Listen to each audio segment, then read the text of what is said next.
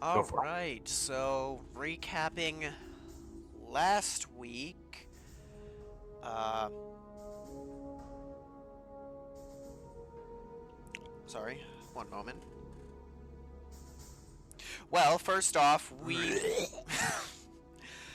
went we went to Pequod, started the session by taking us off on a mission of sorts. At least that's what she called it. What it really was us breaking untold amounts of regulations and showing up at Sword Base unannounced to plead the case of putting us all on a strike team. After Icy saved us from being court-martialed or worse, we got our way to the Arcane Council's chambers, where Pequod pled her case. She was told under no uncertain terms that no, they're going on Squad Sigma. But you are going to be the pilot for Alpha Niner, and she was promoted to lieutenant as the second in command. We then went to hang out with Lazuli and show off Pequod's new bars when we were pulled into a resurgence of the Archfiends. We went down, engaged in combat, and got to see Lazuli fighting pretty much near her peak. We then went back home, or went back to Raven. We went back to brain is not working. We went back to Lazuli's bunker afterwards, and we're about to have a party night. Hunk pulled us into going and trying to scope out Icy's apartment, where we met Zanzibar, her Drake. Later on, they were teleported into the into the bunker by Master Yen, and they were there to watch the drunkenness unfold. And that brings us to where we are now, right? Yep. About 2 weeks have passed. You're in the barracks doing whatever you choose to do. Pequod is cooking today, not Saris, because Saris is getting ready to leave for a mission. She's in the back. She's putting her armor on. She's got gear. She's not a ranger, but she has ranger gear, like the recruit gear, and she's currently putting it on. Should be down here. Go for it. That gear looks damn good on you. Suits you. She puts the elbow pad on her left elbow, twists it to, get it the right direction. Looks at you. Thank you. And she winks. He's gonna wink back. Seems like you've got a bright future with them if you choose to pursue it. She kind of nods. I really do like working with the Rangers. I get to work with Sasha. I get to go on Gateway. Have you guys been on any of the rings of Gateway yet? And she looks at Does sneaking into Icy's apartment with Hunk count? She looks at you confused. When did that happen? The night we got wasted? Her eyes trail upward. I don't remember anything about that day or night. You drank 4 bottles of wine. You're damn right you don't remember anything.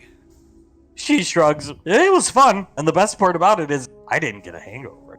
She points at you guys. Oh, that's right. How bad was yours, Julius? Because I noticed you didn't start drinking water and eating when we woke up. How bad was yours? Yeah, I was pretty fine. Pequod comes out with some toast with eggs on top of it and hands it to Julius. I, on the other hand, looks at you guys, will not be drinking like that anytime soon. Ever again. I'll never say never, but I'm sure we can have another party like that. I mean, one benefit of, and he looks at Ceres, you working with the Rangers is you'd probably be based off Gateway. And God's willing, I might be able to be similar to Icy, have an apartment for our strike squad on Gateway. Pequod hands you a plate of food at. You should be. I've been reading up on some of my textbooks the council sent me. Every squad has an apartment. Squad Sigma's apartment is right next to Alpha Niner. Well, isn't that convenient? And looks at Julius and Pequod. Yeah, we get to be together. Pequod rubs the back of her neck. I don't know. Walks back here, so she goes out of line of sight, but she's still talking. When we were in the Marine Corps, comes back out with a plate of food for herself. Sasha and I, when we were training, we had some pretty heavy drinking nights. She sits down, looks at the toast. Ever since that night, every morning, my stomach takes a bite of her food, off. Takes a bite of his. What do you mean by that? Like, are you ill? I think so. I think I might have drank too damn much, Ash. He's gonna, bite the. Yeah, you bite the top of the middle finger of your glove to take it off. Yeah. He's gonna do that and put the back of his hand against her forehead and just feel her temperature. She's normal. She feels fine. Don't have a fever. Never heard of that. I mean, I did tell you I was gonna teach you kids how to potty, but I hope I didn't mess you up that bad. She takes another bite of food.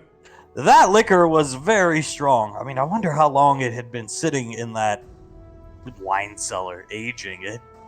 I mean, Never again. She laughed. even without the aging, that shit's 90% alcohol. We should not have been drinking that undiluted. Agreed. She takes another bite of food. You hear Commander Integra come over the intercom. Ash, Major Lazuli has something for you at her bunker, if you would be so kind. Well, I guess that's a call for me. Pequod stands up. I'll ride you. Or what, are you going to walk? And she moves out of the room and goes to the vert. You coming, Julius? Might as well. Alright. Saris looks at you. Before you go, Ash pushes Julius out of the way and gives you a big hug and a kiss. And I'm leaving as well in the next 10 minutes. I'll be back in a few days' time. Alright. I know I don't have to say this, but be safe. She nods at you. You too. And winks and goes off. Alright, to work. Heads up through the commander's office on his way out.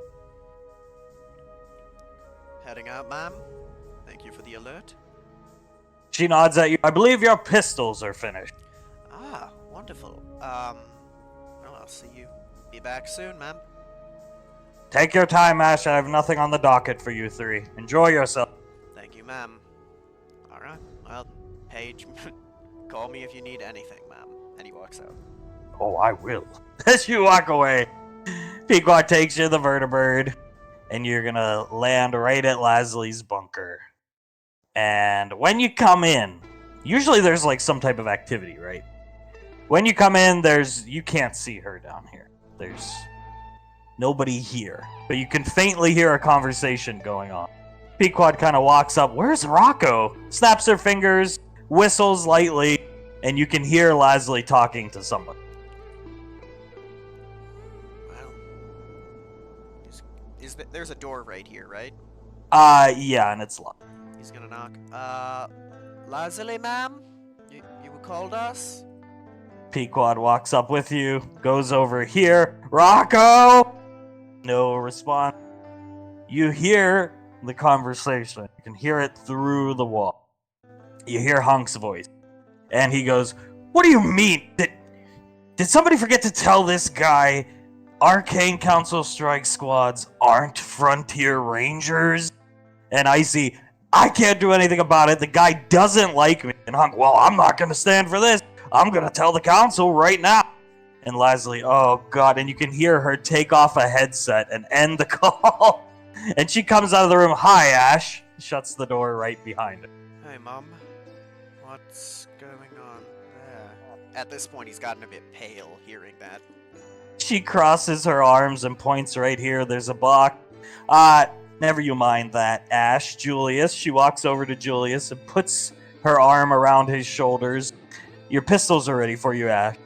Okay, he's gonna walk up and open the box and pull them out. Pequod comes over here. Where's the dog? And Leslie, he's probably on his way back right. As she says that, the door opens. And Rocco, you can see he has a leash on. He's coming into the room, and behind him is Zanzibar walking him. He walks into the room and sees the three of you and snorts. Huh. I see the training is going well. Lasley gestures over to him. He's good for something besides keeping Icy a virgin. I don't know. Hunk knows that even Zanzibar's not going to keep that forever, right? Lasley shrugs. If I have it my way, it won't stay that way for forever. Ash. And she opens the box, revealing your pistol. And holsters to accompany with them. He's gonna, unholster them and move them around, swing them, just feel them out. Pequod walks over, unleashes Rocco, picks him up. Zanzibar stands next to her. She starts petting him as well. Beautiful. I need to compliment Blaze next time I see him on this beautiful finish. Lasley looks at you, so you're very pleased then, yeah? Incredibly. These Good. are flawless. She looks at Pequod, looks at the Drake. Where's Ceres, by the way? A mission. She said she's going out with the Rangers. Will be back in a couple days. Oh. Her head kind of recoils. She pulls Julius a little closer to her. I tell you what, when she gets back, come here. The four of you, yeah? And Pequod looks over his shoulder at her, and okay. And Lasley kind of, the four of you. Come to the bunker when she returns. Alright. Okay. Why? I'd like to go out to dinner. I'd like to take you guys out. The four of us. Blaze is currently out getting gestures to the Drake who comes over. Breathes on the back of Ash's neck. Cabbage. Lots and lots of cabbage. We can't leave this lug. And she looks at him and he tilts his head at her. Alone on Gateway anymore. Too big for his britches, or breaking rules by having him there? She shrugs. No, and she walks over to him, lifts his head up by his chin with her fingers. I quite enjoy his company. He's very, and he gives her a hug, affectionate. He's gonna scratch the side of Zanzibar's head. He's a good boy. He lets you scratch it. Lasley looks at Julius, then you ask, did Ceres give an ETA, like an exact ETA, or just a couple days? No, ma'am, just a couple days. I think she said 2 or 3 days, right, Julius? I don't know. I wasn't listening. Off with the Rangers, I presume, yeah? Aye. It shouldn't be too long. She's doing light work, from my understanding, with the Rangers, but, yeah. He stops petting the Drake, let's go, he lets go over. Come back here when she returns. Okay. Is everything alright? Fine! Everything is fine. Don't worry about anything. She crosses her arms. I have things to attend to. Things to do. I have to go. And she walks away.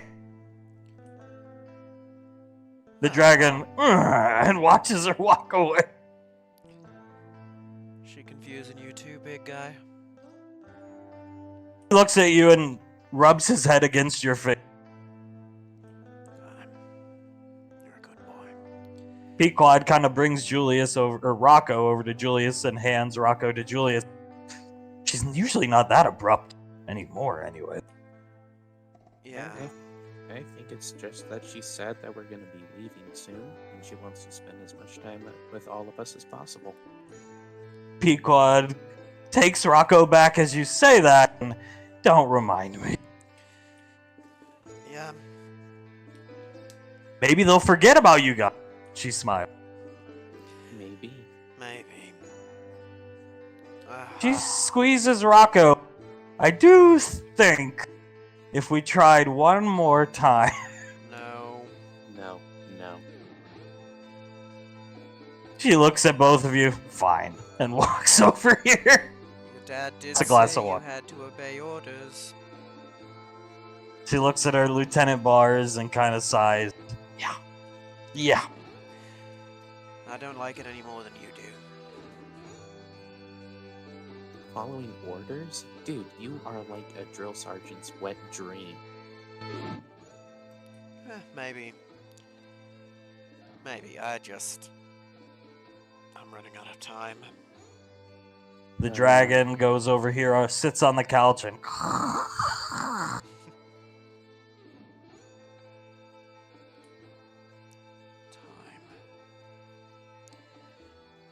You never have enough of it, and you don't realize how little you have until it's gone. Pequod kisses Rocco on the forehead. We always think there'll be more time. Looks at Rocco right in the eyes. Then it runs out, and she looks up at Julius. Yeah. Based off of Laslie's demeanor and what little snippet I eavesdropped, it doesn't seem like we're very long for the headhunters, Julius. No, it does not seem that way. Pequod looks up at you. What did you hear? She was off yelling for the dog. She didn't hear any of it. Just her talking with Hunk and Icy about something about the living situation on the ship. What do you mean the ship? You should be based out of Gateway, right next to me in ice. I'd assume so. I mean, that's my guess. All I caught was something about they aren't frontier rangers, and Hunk saying he was outraged and was going to talk to the council about it. Pequod looks concerned right at Juliet. Also, Doesn't say anything. I'm sure it's nothing, though. the more disconcerting part is apparently our new captain doesn't like Icy. Pequod looks at Rocco. I wonder why. Well, if I were to make a guess, just a difference of strategies.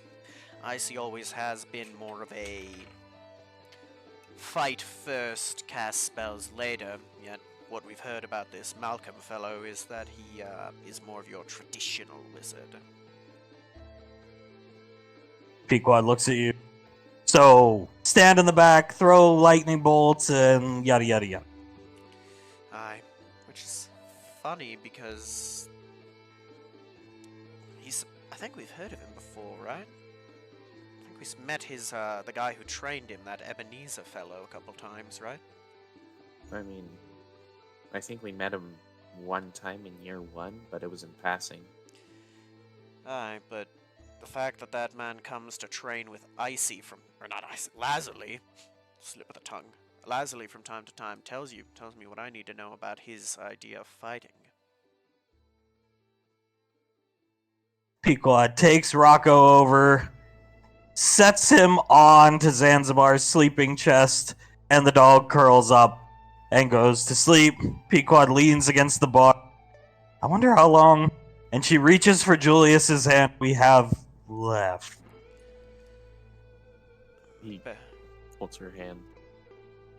What if Ceres isn't back by the time you have to leave, Ash?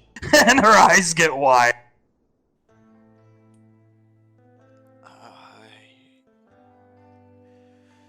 She'll be on Gateway.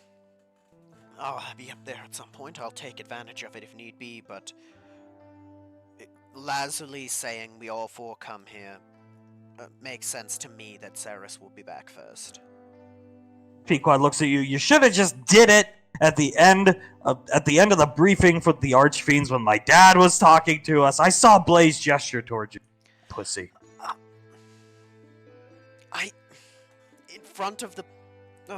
In front of the god of EarthGov? Gods, no. He was off the screen, Ash.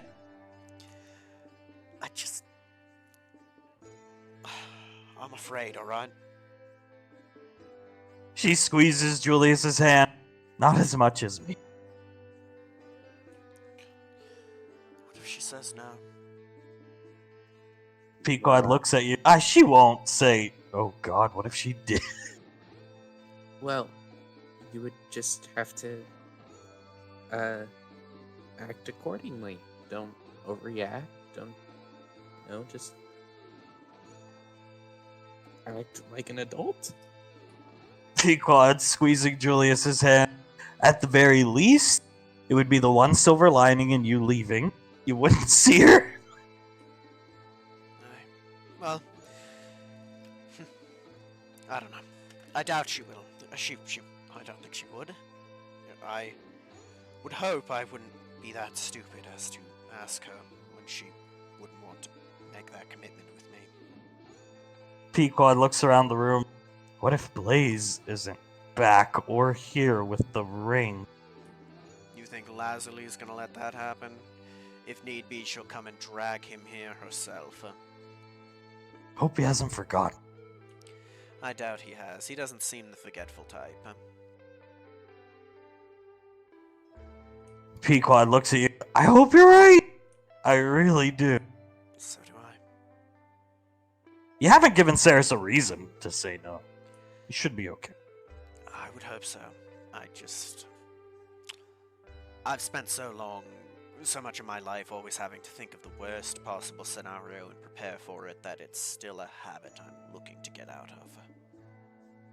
Pequod looks at you. It would be worst case scenario for us. What the hell would we do with our hoodies? I even made buttons and pins, pens, and gods of this moment. And she shows you they're all on order. Well, you're a Rico. At least you're not wasting too much money. It's for a good cause. She pulls from her back, she has her flight suit on. She pulls a hat, like a baseball hat, and puts it on her head. And it says, it's blue, gods of this baby, in white lettering. I like it. You know, She takes it off and pitches it to you. You can have the first one. Thank you. He's gonna put it on. You know, this is gonna be really hard. You'd think I'd be used to something like this by now, losing a place where you feel comfortable, but it never gets easier. No, it doesn't. She lets go of Julius's hand and crosses her arms and looks around the room. It doesn't seem like 5 years. No, it feels like just yesterday we're meeting our new pilot, Pequod. Bright-eyed and excited to finally be off freighter duty. Just yesterday, me and Saris were meeting two freaks. And she grabs Julius's arm. I didn't think you were freaky. I thought Ash was. No, you mean 1.5 freaks.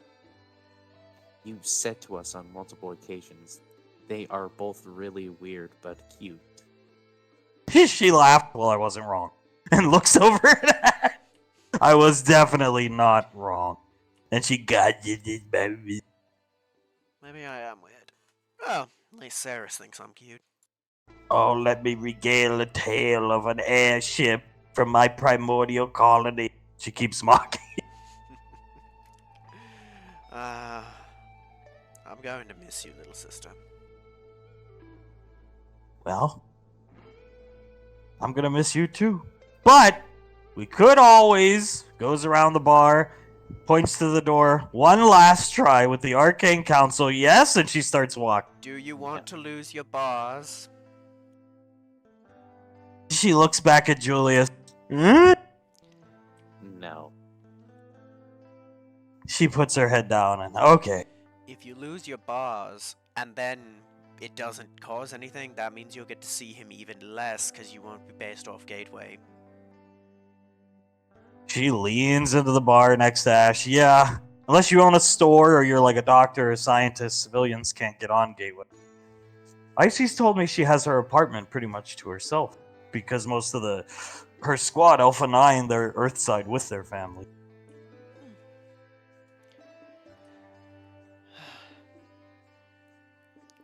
It's a big step.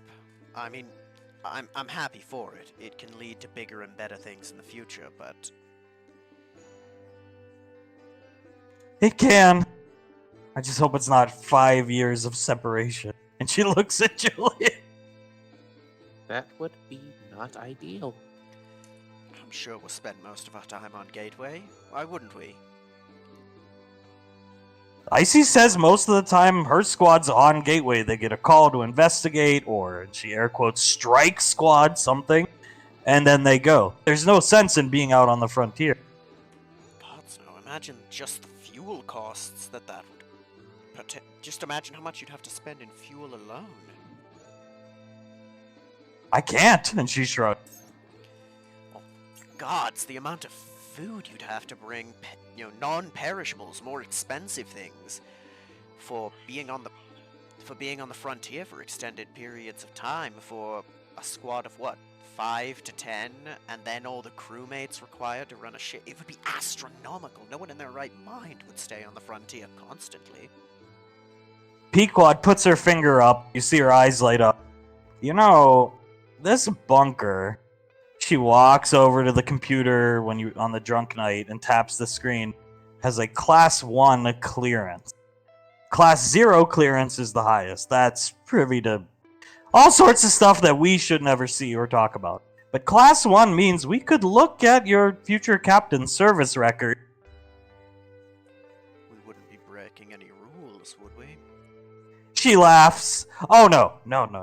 I promise. And starts typing on the computer. You said that last time. She looks over at you. Well, Private Valorius. Sometimes rules have to be bent. And she keeps typing on the computer. Alright, as long as we're not gonna get court-martialed for this one. She pulls up his bio and steps back and full screens it. And you see Malcolm Chance, wizard, top of his class, graduated from West Point Officer Academy. And a bunch of just factual information about it. She looks at it and, top of his class, huh? Why are you saying it like that? I would have assumed that's a good thing. She shrugged. I mean, it is. I expect nothing less from an Arcane Council captain, wouldn't you? I would. I mean, he also was supposedly trained by Ebenezer, who is a captain of a squad. He's effectively the wizard equivalent of Icy in that regard. She nods. Yeah. But... Is there any information on his combat record? He's gonna check that. 0 combat experience. Simulated. A lot of simulated VR mission. Oh god. 0? Pequod points at it.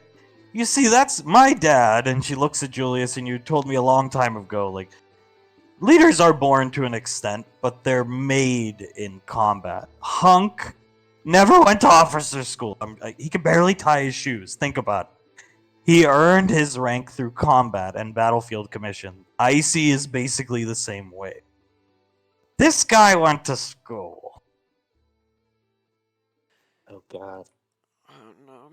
Heroes aren't born, they're made. But leaders, on the other hand, it's not like painting or something like that. You can't teach someone with no aptitude how to lead.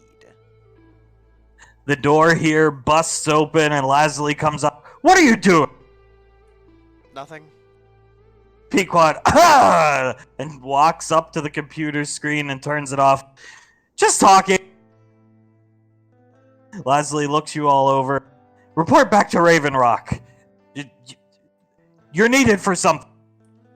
What were you looking at? And she comes over and turns the monitor on. Pequod turns it off. Oh, nothing. And steps back. Nothing. I love you, Mom. I'll see you later. And starts walking towards the door. Yep, gotta go. And starts walking. See you later. Julius. No, she stops Julius before he can get by. And just gives you the most impromptu, awkward hug. And Pequod turns and watches with eyes wide. Julius freezes for a second because it's so unexpected and then hugs her. Pequod stands next to Ash and whispers, is she gonna kill him? No. Strangulation? No, but based off that, I think we have less than a week. She lets go, fixes her tracksuit. Get out of here. And disappears through the door. Alright. Love you. You make your way back to Raven Rock. An awkward flight back. You make your way back to Raven Rock. And you're back here. Saris is gone. And Commander Integra comes over your earpiece at, I need you in my office immediately. Sorry to cut your recreation time short. Understood. Alright. And he's gonna head right in. Pequod following right behind. me grab some. Delete that. Put that there. Commander Integra looks at all three of you. You remember, long and long ago, the child you rescued from MaxTech, Bionational subsidiary of MaxTech. We're talking years ago. Yes, ma'am. It was the android child with knowledge about something called, I believe it was the Well of Souls. She lights a cigarette. Well, you have a better memory than me, Ash, because I didn't remember that part. She pulls up the mission details. That child isn't a child anymore. And she looks out the window, and you saw the ship back on the apartment land. And Commander Integra, these are orders straight from the Council, not from me. You'll be joining Hunk and Icy. I'll allow them to give you the mission detail. Then she sits down in her chair and waits for them to come in the room. Understood, ma'am. Pequod looks at the ship sadly. I guess that means I'm not piloting Julius today. And looks at the crown sad. Maybe we can talk her into it. I mean, you could start learning the ropes from your the person you're replacing.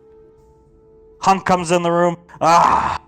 Julius, and walks right past everybody and gives Julius a hug. Good to see you too, Hunk.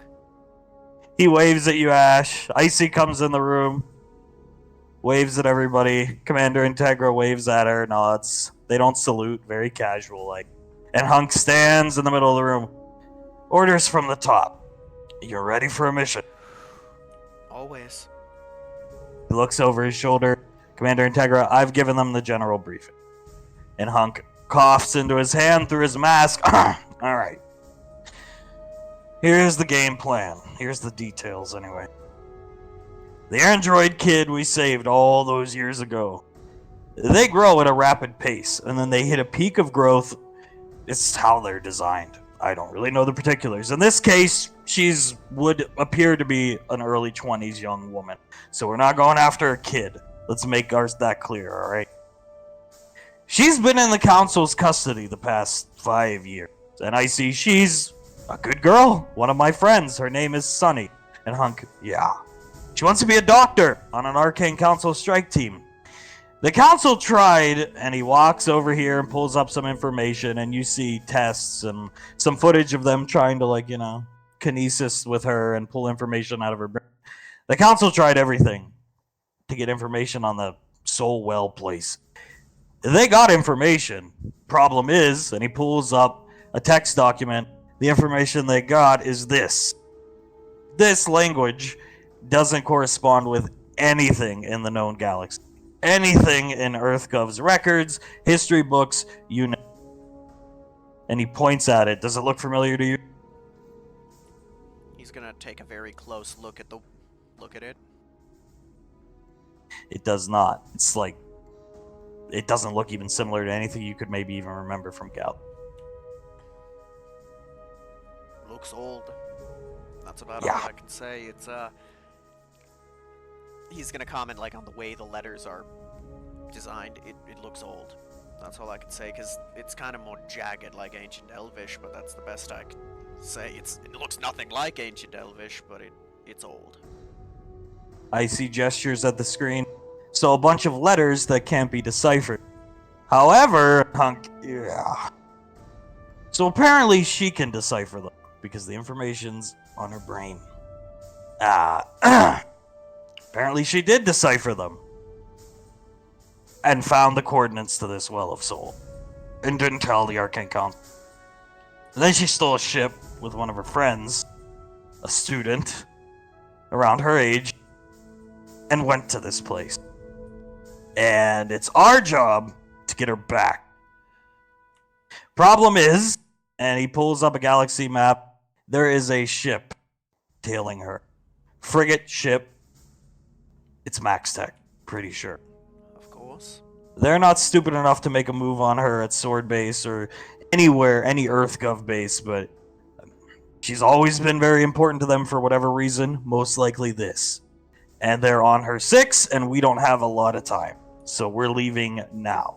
Get what you need. You have 3 minutes. Understood, sir. Do you have any more ammunition for that Galil you gave me? He reaches around. Actually, pulls out 2 mags. I do, and he flips them to you. Those are the last 2 I have. I'm surprised I was even carrying those. Thank you, sir. Well, I know what I'm bringing with on this mission. Pequod looks out at the ship. I'll go back to the bunker, sir. And she salutes Hunk. And Icy, no. I think you need to come with us. You should get a feel for the old girl. And she points at the Nova and Hunk. Yeah, why don't you join us on this one? If you mess something up, the ship can take over on autopilot. Nicole knows basic piloting skills for this thing. We'll be okay. And besides, puts his hand on her shoulder, you're not going to mess up. Then he goes to the ship. And Pequod's eyes have litten up at this point, and she starts following right behind him. And Icy crosses her arms and follows behind. Alright, I'll see if they have any medical supplies. Anything you need, Julius? No, I'm good. Alright, I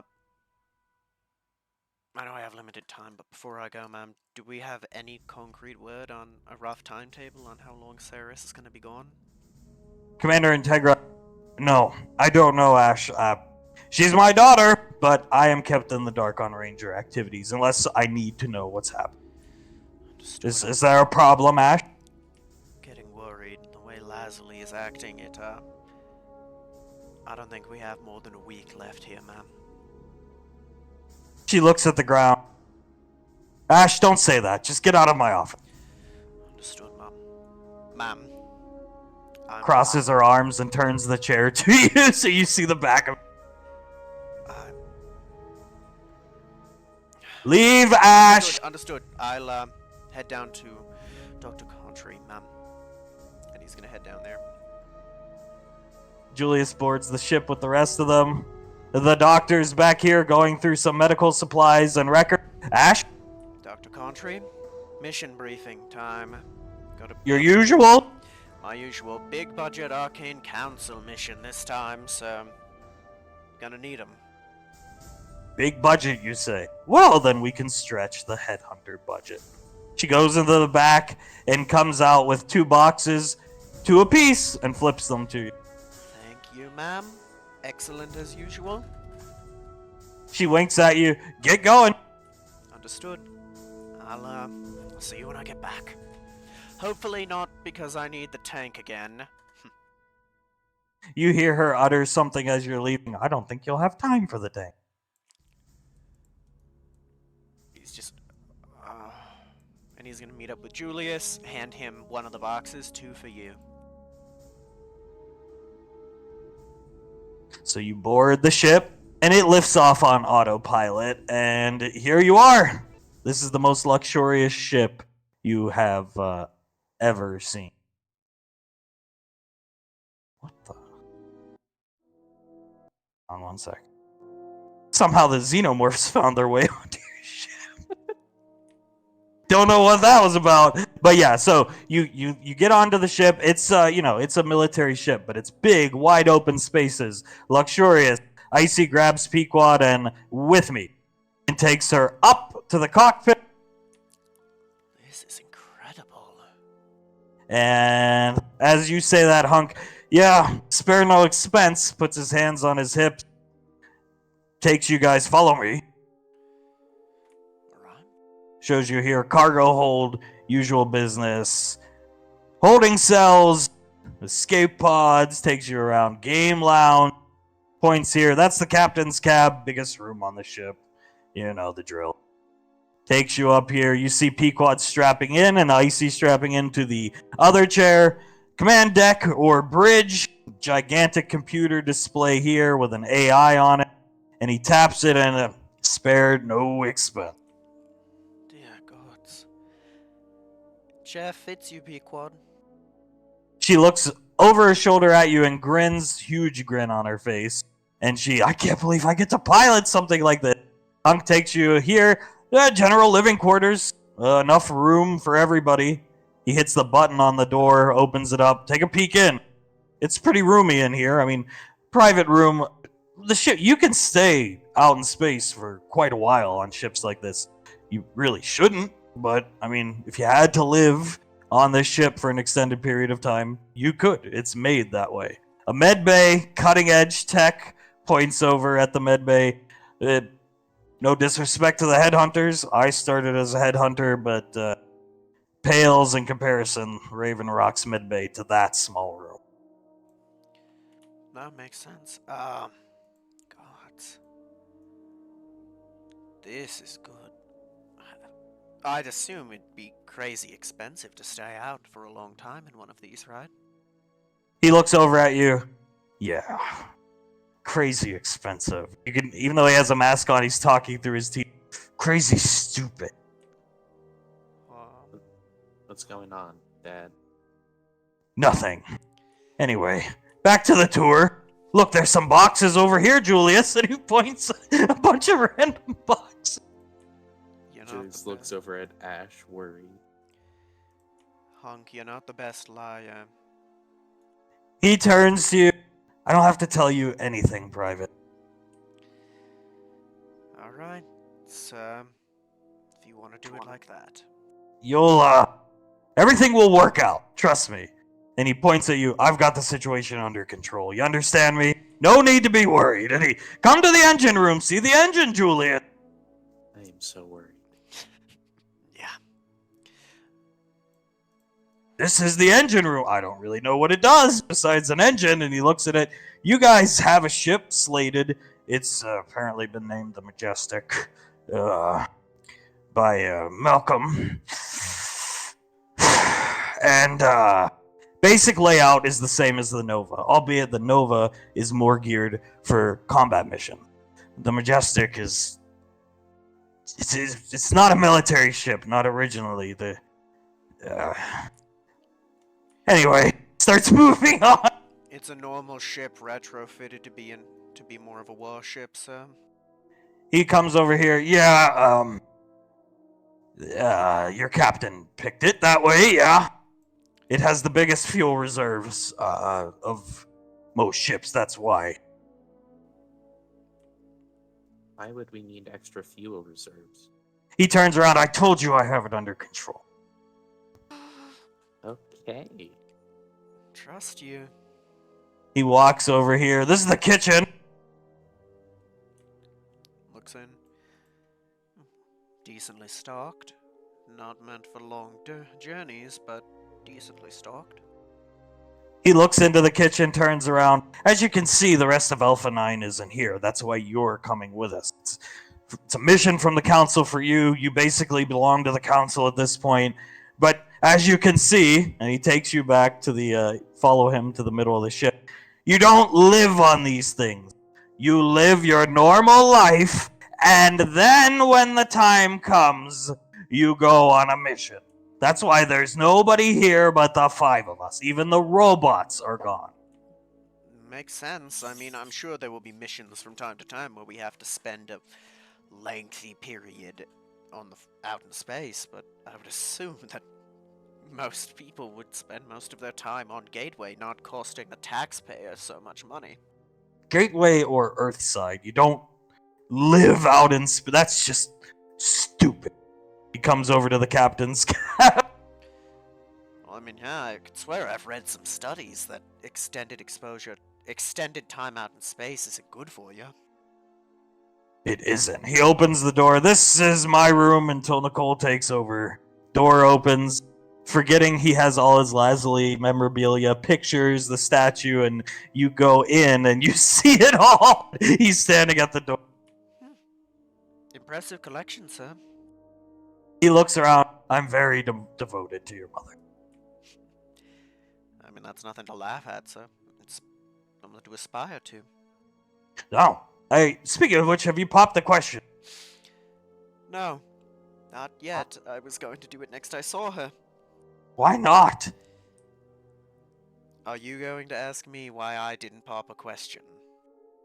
I'm not the one disappearing from the galaxy to spend the rest of my life on the frontier in the matter of a week. That's fair. And then he, I mean, yeah. Mm-hmm. Wait, no, what did you just say? Nothing, Private.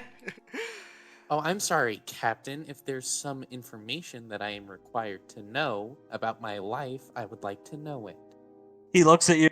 Son, I... It's not important information. Dad's gonna take care of it. Right. I trust you. And Julius starts taking pictures of the room. Even if I gotta knock a wizard's fucking hat off. can you get that on tape? Oh, I will. And to be fair, you're right. You're not the one who's going to disappear for a long time. You're just the one who was willing to live the rest of his life waiting to ask the question. Hunk looks at you. She actually proposed to me. Well, as you can understand, I'm scared. Well, I understand, but let me tell you something. You need to do it. As soon as you get the chance, do it. Because, God forbid they don't listen to me. Hey, I gotta make a call. I'll be back. Go join the girls on the bridge. And he walks off and off. Understood. And he goes into a room and closes the door, and there's no getting in. Alright, you want to head up to the bridge, and he's going to put his ear on the door. Room soundproof. Can't hear anything. Spared no expense. Makes his way in. Up on the bridge, Pequod is flying the ship perfectly, and she kind of awkwardly chuckles. I was nervous, but this is... I mean, it's different. The ship's heavier, akin to the freighter ships I used to fly, but way more mobile. And I see... yeah, I mean, it's a strike craft. You're basically going to train on the weapon system. Flying the ship, we all knew you wouldn't have problems with that. And the weapon system training will be easy for you, trust me. And Pequod, this thing packs a punch. I mean, I saw the size of that engine. It better have some balls. Pequod's looking at the armament list, and I see, yeah, it's a strike ship. Your ship, the Majestic, is more of a exploratory ship? Yeah, I got the gist. The, largest fuel reserves he could find. Icy does not acknowledge the comment and is typing on the nav computer awkwardly. You know, I see. Dad won't tell us anything. Maybe you can. Icy looks over at Pequod, looks at Julius, and she takes off her mask and mouths, "Not now," and points at Pequod. Oh. Well, I would assume that you would have picked it up soon, as quickly as you have, Pequod. I mean, if you think about it, with what this thing is designed for, it's just an oversized fighter jet, right? Pequod looks over at you. Yeah, you're correct, but awkwardly way more mobile. It doesn't make sense. And I see expensive composite materials for the hull, aerodynamics. I don't know. And Pequod, how does it go onto autopilot? This button? And she pushes a button, and I see, yeah, that's autopilot. And Pequod, is there a kitchen? And I see points. And is there a bathroom? And I see, yeah, and pings it on her map. And Pequod, I'll be right back. And walks off to use the restroom and look at the kitchen. She's interested in the food. And Icy puts her mask back on and leans back in the chair. And shakes her head. So, now that she's not here, what's going on? Icy looks at you. Do you want it straight, or do you want it sugar-coated? Give it to us straight. Better to get hit with it now than blindsided later. She nods. Your captain is an interesting man. You're gonna be... and she's struggling to say it. You're gonna be based out of the frontier. You're gonna be on the frontier. Exclusively. He's already rescinded the order for your apartment on Gateway Station. This is why I didn't want to say anything with Pequod around. Excuse me? Icy kind of shrugs and... It's what I said! It's what it is! He's a fucking dumbass.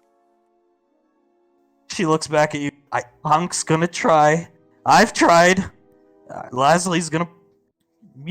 and maybe, God willing, we'll be able to see you guys, because I would miss not seeing you. But it's something to do with being the most readied of squads out on the frontier. Most ready. Hundreds of thousands of light years away from most of the action. And she puts her head down and shakes. Most missions that have required the Arcane Council that I've seen have been closer to Earth than they are the frontier. Yeah, Frontier.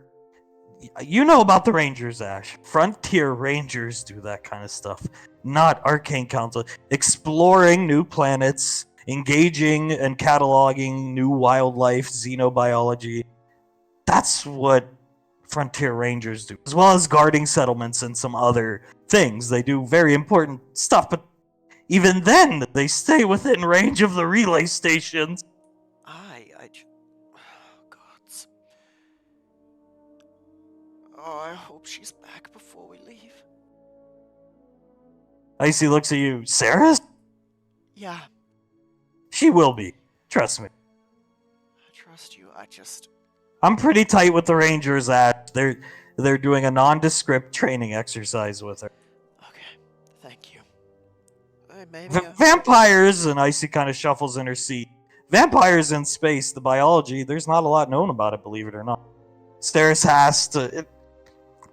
They have to make sure she's okay in space, fighting in low grav, stuff like that. And if she is, odds are your girlfriend. Well, we'll talk about it later. And she kind of throws her hands up as Pequod comes back into the room. What are you guys talking about? And she puts her arms, she's behind Julius, puts her arms around Julius's waist and lays her head on his back.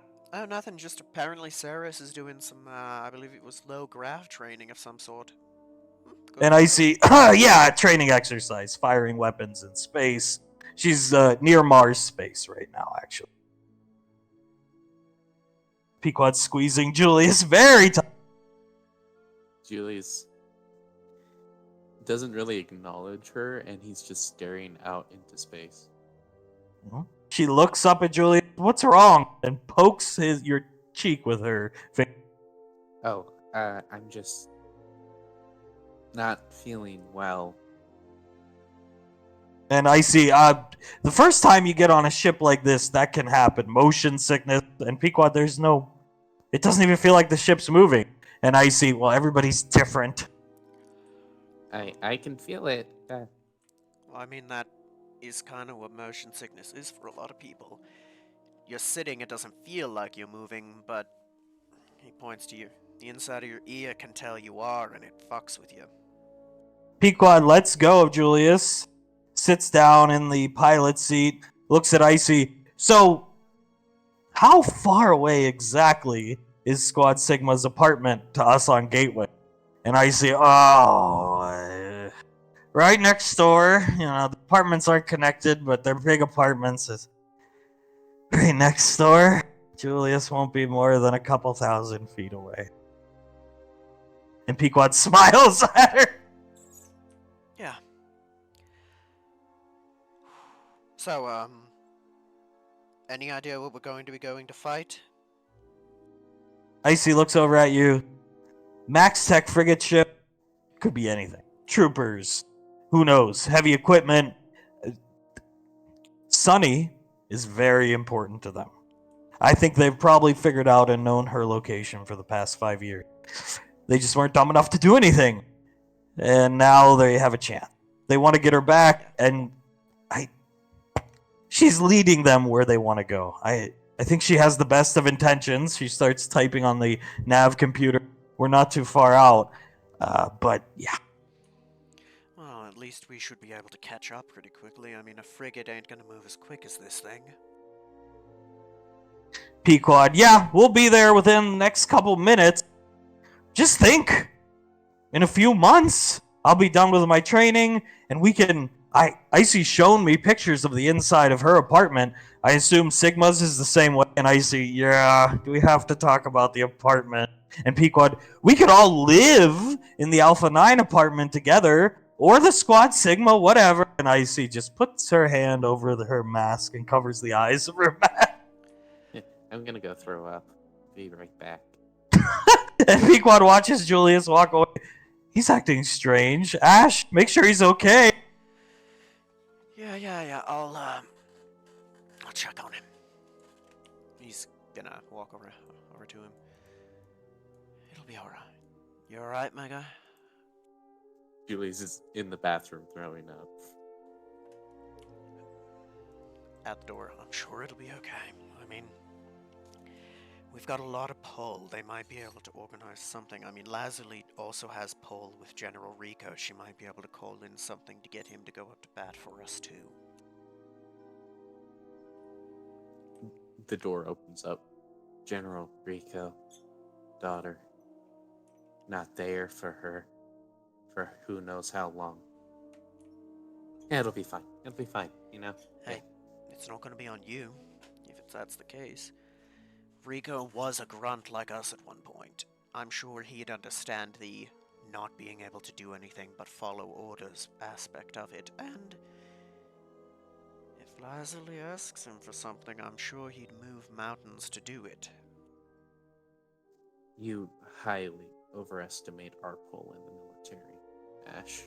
Even Lazuli's. I don't think so. I do.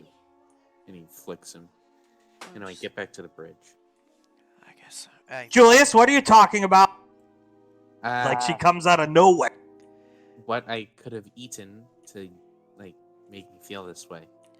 Wasn't the eggs, was it? No. I mean, I'm not as bad of a cook as Ceres, for God's sake. It might not have been the eggs, no. too soon to have been food poisoning. I think he's just feeling sick because he's still a little intimidated by telling your dad. She smiles at him and gives him a big hug. And she whispers, I cannot wait, kisses his ear until we get to basically live in a mansion on Gateway, squeezes tighter, and get paid to do it. It'll be good. It'll be great. It's gonna be awesome. He grabs Ash from behind him and pulls you in. We're all gonna be together. We're still all gonna be together. Yeah. Sort of. I mean, I wish we could be on the same squad, but all things considered, it kind of worked out. Yeah, and that part's not an impossibility. I mean, Alpha Nina, from what I understand, a lot of them have been on the squad for a long time. As the years goes on, years of our contracts go on, maybe a vacancy on Alpha Nina will open up and we can slither our way in. She gets a big grin on her face and shrugs. I can't believe it kind of worked out. We're going to be right next door. Next door neighbors. And pulls Julius with her. Yeah. He's gonna go and sit down right there, pull out the revolver, and just start ticking the barrel. Or not the cylinder. Repeatedly. She sits down at the pilot seat. Hunk comes out. And he, take a seat. And he points at the command chair and points to you, Ash. Are you sure, sir? Yeah. He's gonna sit down. Looks good on you. And he stands in front of you and looks at you. Looks damn good on you. I'm no commander, sir. Now you should be the leader of Squad Sigma. You really should. I wouldn't say that. I see, Hunk, we're gonna land. Can you just not talk for the next 5 minutes? And he crosses his arms and just looks out the window. Actually, Hunk, you wanna see something? Turns around, I wanna see something, and he comes over to Julius and pulls him close. Look, Blaze and I just finished up my pistols. Wanna see what you think? Bring him over here, Ash. Something in my eye, as you can see. And he points to the map. I imagine it's like half full of water, like when your goggles come unsealed at the swimming pool. Kind of. He's gonna pull out Revelation, the SOCOM, and hand it to him. Oh, that's great. He's got one arm around Julius, squeezing him, and he's strong. Squeezing Julius into That's what you've been working on the past couple years, Ash. Is that right? Yeah, it's been a long time coming, but hey, things are gonna work out. They always do, right? No, they don't. And I see, shut up! Yes, they do. I mean, my life started like shit, and now I'm here with you guys. He pulls Julius in even closer. I'm gonna miss you, son. And Pequod turns around before Julius can say something. Is he crying? And tries to push Ash out of the way. He's just gonna, because he's stronger than her, just stand there. He's alright. He just bashed his knee on the way in, right, Hunk? Yeah, what were you saying, Julius? I'm sorry, son. It's nothing. I'm gonna miss you too, Dad. Miss you? Pequod walks over here. But we're gonna be next door neighbor. And He's not. He's gonna be living with Lazuli. He's retiring, remember? And Hunk, yeah, you're damn right I am. I'm done with the Arcane Council. I don't know if did you meet? Anyway, there's one asshole on the council. British The cunt. one, white hair. He points it at. Yep. I'm done with the council. The other three, they're fine. For being very powerful beings, they are very understanding and truly leaders of men and women and deserving of their posts. Even Master Yen, who's kind of gone mentally. But that guy. Well, to be in their post and actually do their job well, they have to be wise, very wise, and part of wisdom is empathy. If you lack that, then you're not a wise person, you're just a smart asshole. Guess who's the one who suggested Malcolm be your leader? Smart asshole who only looks at surface deep things? And guess who's the one who's approved he looks at Pequod, and Pequod approved what? And he Budget. Budget of the ship. It's very high, so Julius will be eating well. Master Yen? Yeah, just something like that. You feel the ship set down. Icy gets up, points at Pequod, you're staying on the ship. And she, okay, and sits down in the chair. And Icy, if shit hits the fan, we'll call for you. Otherwise, you don't leave the ship. Hunk is trying to fight back tears, still holding Julia. And Icy just, come on, Ash. Let's get off with the ship. He's gonna start walking away. That prick knows this is gonna go south. This isn't gonna go well, right? Icy looks up at you because she is shorter than you, and it's already not going well. No, what I mean is if somebody is that short-sighted, we need to be ready, we need to be on the frontiers. If someone's that much of a short-sighted idiot, they should not be in charge of a squad like that.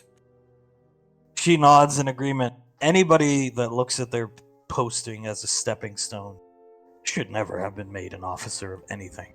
Especially if it involves combat and putting people's lives in danger. Somebody with zero combat experience should not be in charge of a strike squad. She looks up at you as you walk closer to the exit ramp. She pushes some buttons so it goes down. I agree. I think it comes down to there is an old. She walks over here and starts, fixing her gear, putting her elbow pads on and stuff, knee pad.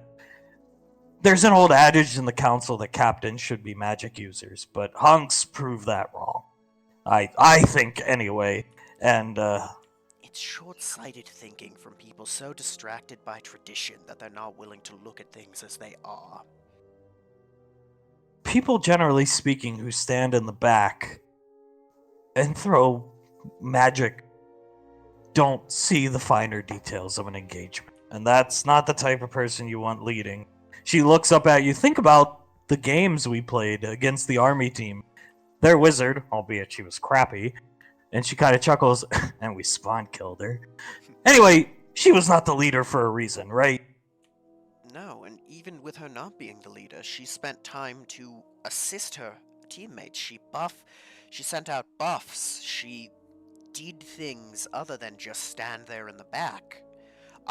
If we're talking this guy being your standard human artillery, I'd rather her be your leader over him. She looks up at you. She was a toolkit wizard. Stop. Toolkit wizard. Shakes her head and let's go. We need to keep our mind focused on the mission. We don't know what we're going into. How hard do you think it would be to accidentally get him shot on a mission? She chuckles. With those new pieces you have, not hard at all. He's gonna pull out Ravage and hand it to her. Wanna take a look? She takes it, pulls the cylinder out. Revolver. Aye.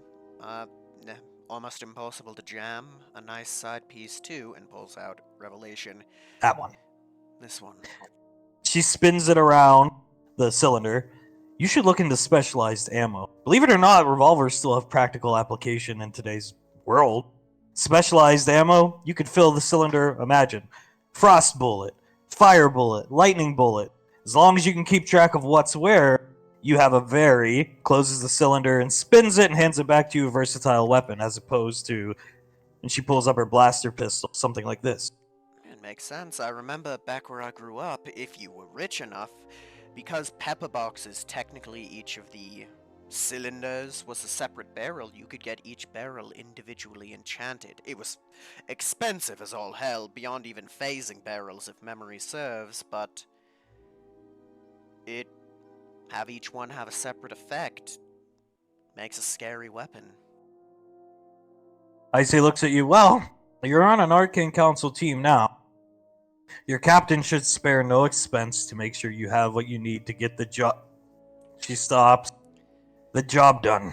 Well, we know he'll spare no expense. Get the job done. That's another thing entirely. Well, in better news, any word on the other people of the team?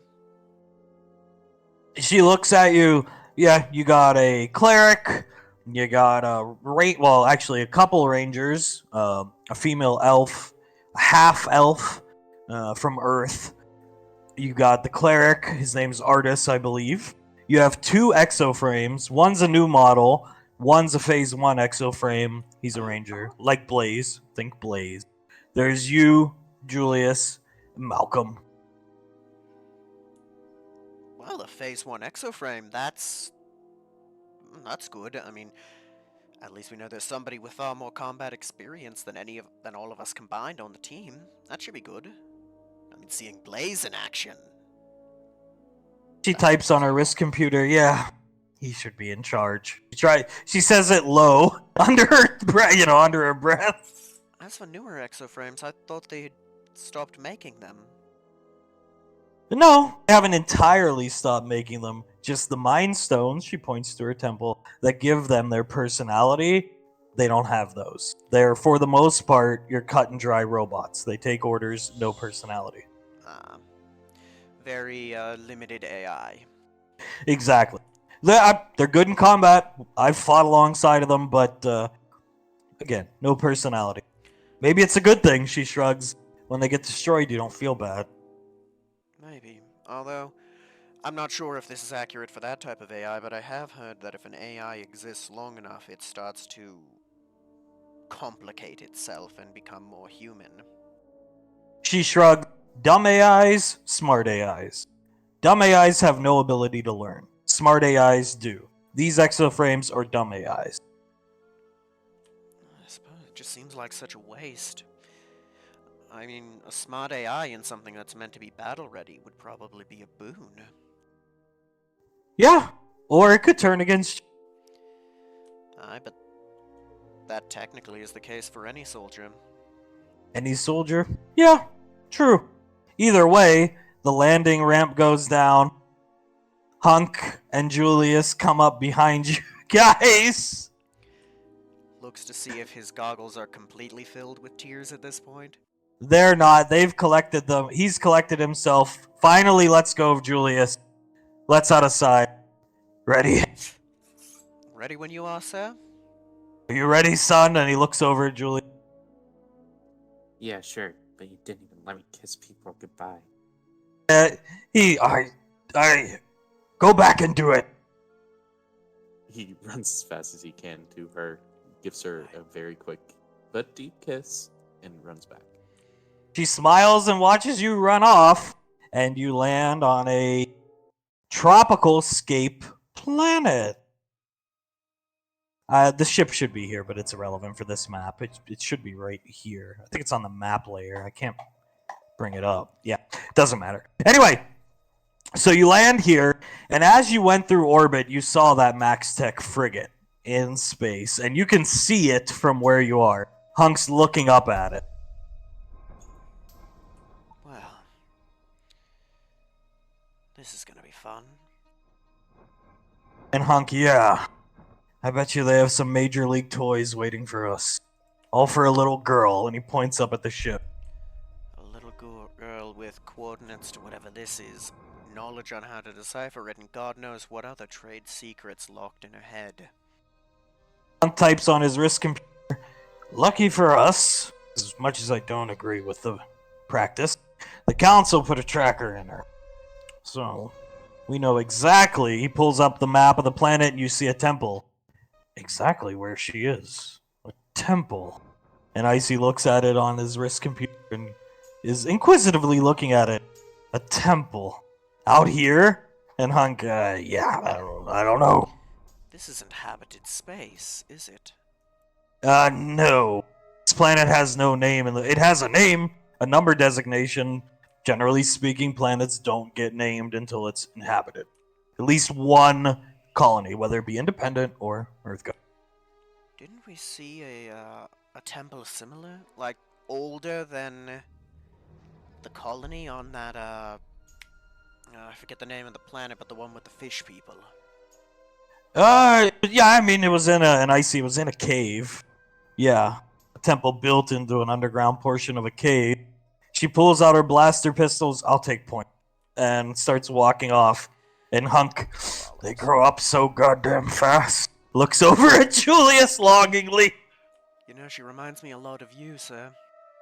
And yeah, I need to focus. Julius, I'll pull up the rear. I'll be right behind you. Just go. You hear slight sobbing. He's covering the rear, so he's about 12 feet behind. You hear slight sobbing as you go through the forest and the jungle. And you come up, no resistance, nothing. The skies are clear. You come up to a temple. And as you're coming up, you catch the sight of a silhouette right up here walking around. And Icy would be on point. So she's looking right over this wall that's here, looking at this guy. Gestures for you guys to come up. As Hunk has collected himself and crawls towards the wall. Quietly sneak up next to her. That doesn't look like a commander. And Hunk, powered exoskeleton, moves more over here. That's, I thought EarthGov only had that tech. Who makes it for EarthGov? And Hunk, I mean, EarthGov makes their own, but Max Tech, it did, I think, sell them. I don't really know. Yeah. I would assume that the weapons manufacturer has equivalent or better weaponry than EarthGov. You catch a sight of this. Gigantic laser turrets scanning the area. You're taking if you're taking the area in, you don't have to roll anything. See that guy there. Fuck. You see a large bipedal APU, boom, thudding down the stairs. And another one drop from space and land right here. Yeah, we can't. And they're padding around. Yeah, we're fucked in a head-on fight. Icy looks at what could be that important that they'd have all this junk here? Well, if we assume that it's real, anything called the Well of Souls probably is a very powerful magical item or location. Hunk looks at the temple. Yeah, I think you're right. If it's that powerful, then of course a weapons manufacturer would pay through the nose just to have proprietary access. Icy sits down in the dirt next to you and starts typing on her wrist computer as you're speaking. And again, we don't know what else is in Sunny's head. There could be plans for other massively powerful weapons in her head for all we know. Icy looks over the wall again, looking at the guy. They have plasma weapons. Whew! Sits back down, starts typing again. There's no shot we're taking these guys in a head-on fight, and I don't think we're sneaking past. And Hunk kind of, yeah. And Icy, I kind of came up with a backup plan. We do have a ship that's armed to the teeth, but I don't want Pequod getting into trouble, and we don't want to tip our hand too quickly. I see typing on a wrist computer. No, my backup plan doesn't involve Pequod at all, actually. It should be happening. She hits a button. Right. You hear a lightning... It sounds to you like a lightning strike. You look up in the sky and you see the frigate get cleaved in two. And I see... Now. And landing right here, kick of, the trees come flying up. The dirt, everything, the water is the Ariel. Fires off its Vulcan cannons on its shoulder. These guys, what the fuck? And they get cleaved in two by the Vulcan cannons. The railgun turns to face the Ariel. The Ariel picks it up, crushes it in its hand, while stepping on that guy up here. The Ariel walks over, picks up this mech suit. You can hear the pilot inside screaming over the speaker. The Ariel fires its Vulcan cannons, blows this one up, and closes its fist, blowing up this mech suit. And you hear over the speaker, "That's the best Max Tech has." Hunk ignites some kind of strobe light device and starts waving it. And Hunk says, "Best sister-in-law," and I see ever. As the Ariel looks around. He's gonna over the radio. Sulede. Oh my god, that was incredible. Beautiful work. Frigate falling down from space slowly. She looks up, moves over towards you guys. I didn't know you two were coming along on this one. Last minute. I guess they thought we'd best get to finish what we started. Hunk looks up, timing impeccable as always, my dear sister-in-law. And she chuckles, "I'll cover your 6. She looks up at the frigate. They might have backup coming. Head into the temple. I'm, and the mobile suit shrugs, too big to join you. Understood. I'd say be careful, but I think that advice is better suited for the Max Tech boys. She chuckles, "Damn right," as Icy starts sprinting into the temple. And Hunk, "Come on, son." And, he grows big. He starts running into the temple. Mega Hunk. He's depressed Hunk is what he really is right now. And they start running into the temple.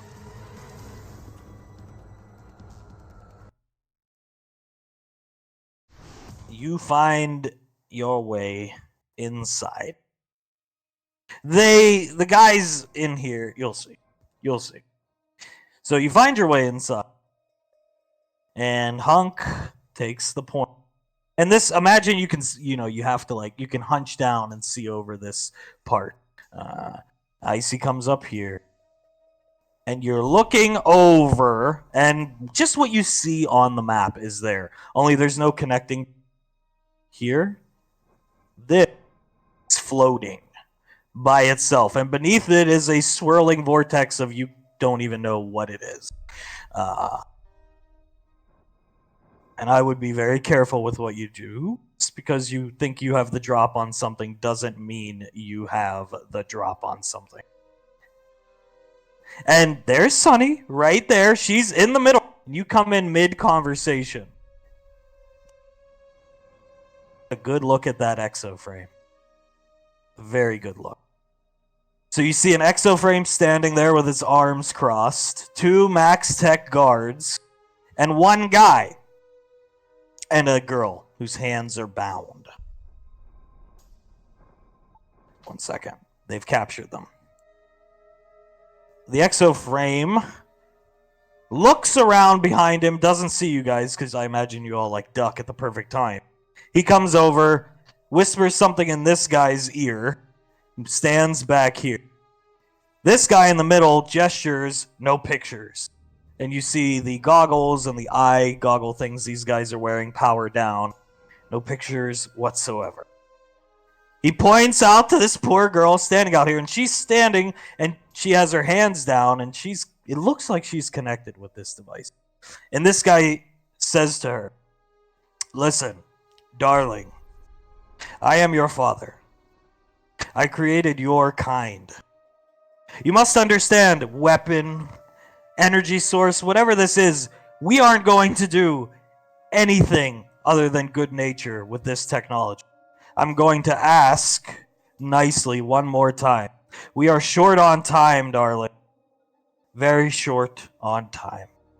You're either going to power down this facility, weapon, whatever it is, and come back here, bring the platform to your father. And we will take care of you. Still can have a life. I hear you want to be a doctor. We can make that happen for you. As the exoframe looks back over his shoulder again, and you awkwardly duck just in time. This young girl, she panicked and starts running away towards. She doesn't know you guys are there. She doesn't see you guys. She's trying to run to like some steps or something. It's up to your imagination. This guy looks over his shoulder and sees her running. The exoframe points at her, and this guy spins her out and blasts this poor, she looks like a 18, 19-year-old girl, with a full volley of his pulse rifle, killing her dead.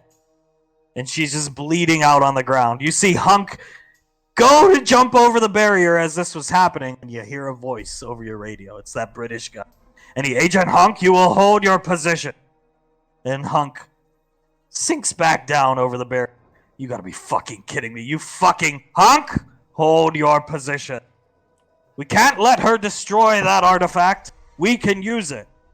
And this guy up here, once again, turns around, sees the girl who got shot, turns towards Sunny, who's out here, all by herself, and you leave me no choice. Points to this guard, and he shoots her hand off. Blows her hand off with his pulse rifle. I can roll it. Maybe it's good to roll for the law, but either way, it doesn't really matter. So he blows her hand off, and you see the device start to power down. And she looks up, she's in pain, but again, she's an android, so she's not like screaming and writhing like we would be. And she says, nobody needs this thing, especially you. And Hunk goes to jump over the barrier again, and you hear that same British guy's voice. Agent Hunk, they've done this to themselves. You will wait to engage. We can't risk losing this artifact. This girl bleeding out here, Icy looking down at her. You can hear her almost sobbing. And Hunk, and you can lose me as your captain, you fucking cunt. And he jumps over the barrier. Roll initiative. Hell yeah.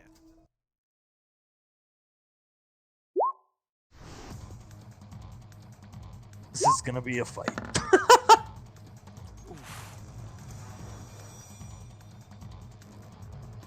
At least someone rolled high.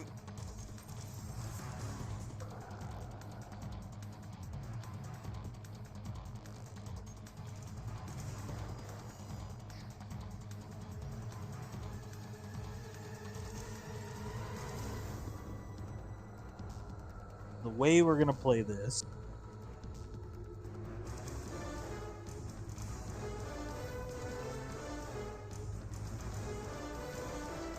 I'm not sure about always playing things like this, but in this particular instant, what we're gonna do,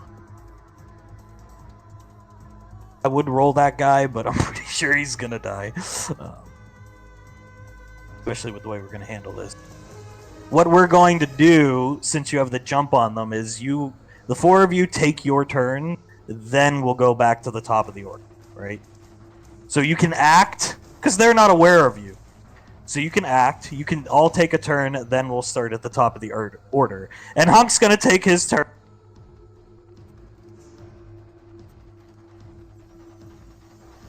Remember, this bridge isn't here, so don't position on it or you're going... That's instant death if you fall in there.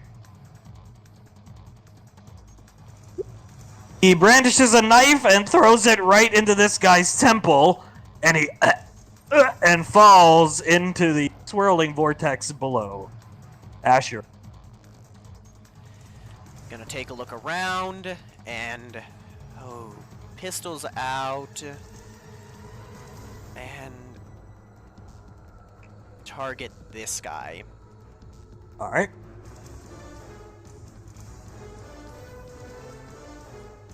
First shot.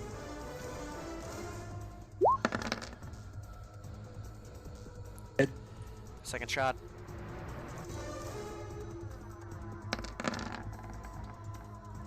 And offhand. You notice this guy has a flamethrower of some type. Okay. Bang, bang, bang. And I'm going to duck back behind the walls. And alright, we're in it now. Julius is. Alright, light up is his knife. Why not? His karambit knife. And then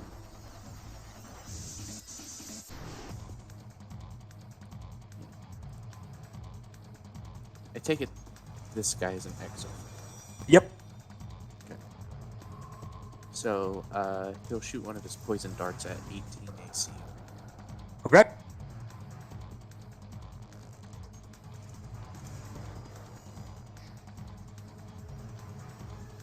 All right. 12 points of damage. It hits. And You see him then- grab it out of his neck. And he goes like, ooh, you know, he gets woozy for a couple seconds. That's all. All right. Icy's gonna flip down and go right in for the exo.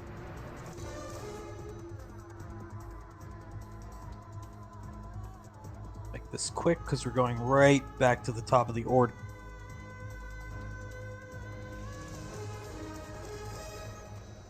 So many fucking abilities.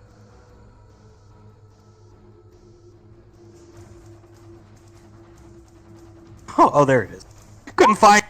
She run as she's running up to him, shooting him with her pulse rifle, returning the favor. And we'll go back to the top of the order, and I'm just gonna do take your turn. I'll roll the exo frame after. Yep, he's going to shots at that guy again.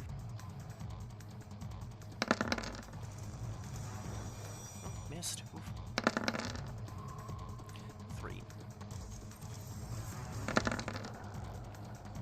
And again, duck back behind the wall.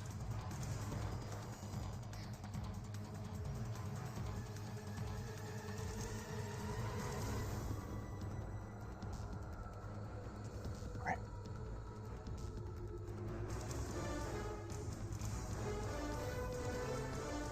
Here we go. This guy, he's gonna take the shots from Icy and Hunk. Round the corner. Ignite, he's got like thruster packs.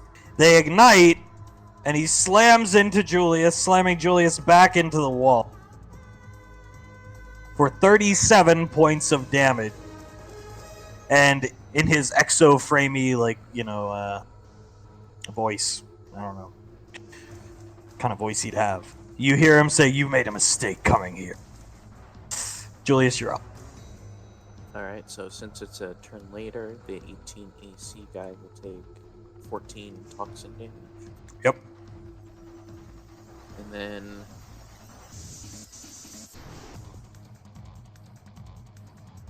yeah, let's just do it. Light up his feet.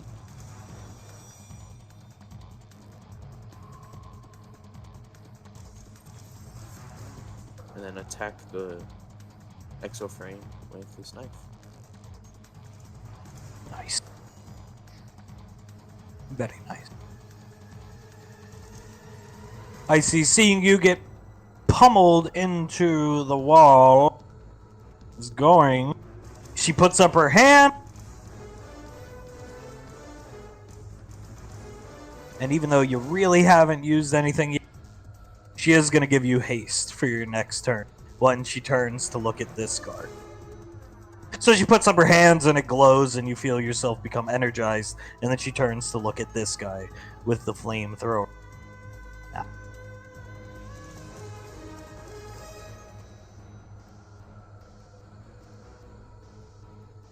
Now things get interesting.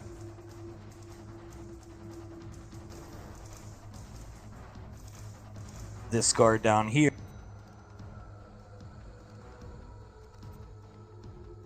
is gonna come right up here. He scales the wall. Firing the pulse rifle at Ash for 19 points of damage. Nice shot. Guard number 2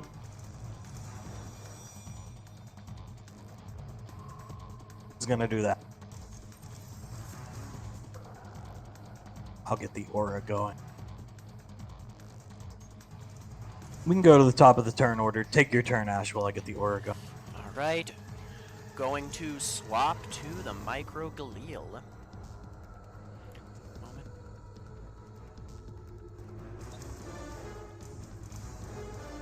Well, first shot's going to be at the boy right in front of me.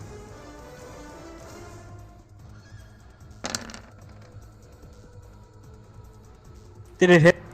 33 radiation damage hits. Okay. You going? Second shot.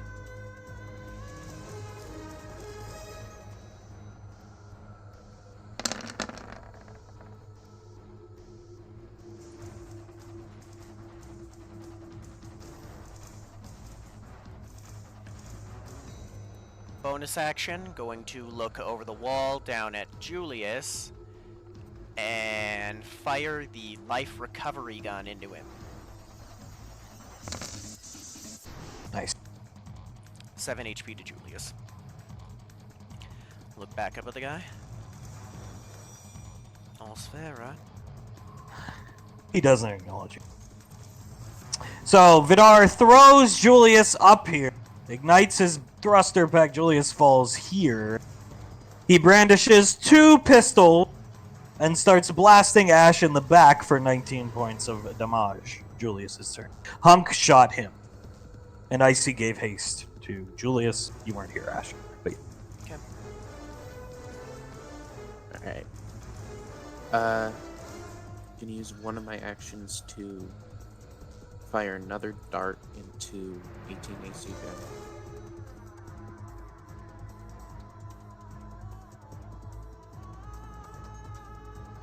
you ever see when people go down to one knee? Yeah. He goes down to one knee. And then on the exoframe, 2 knife attacks.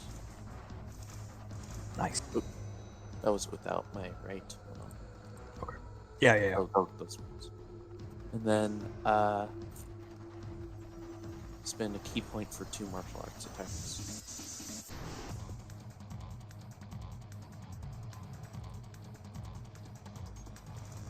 Well,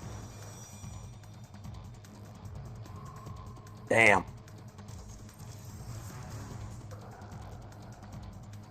Let's see right here. Alright. I'm all caught up. Anything else? No. Okay, cool.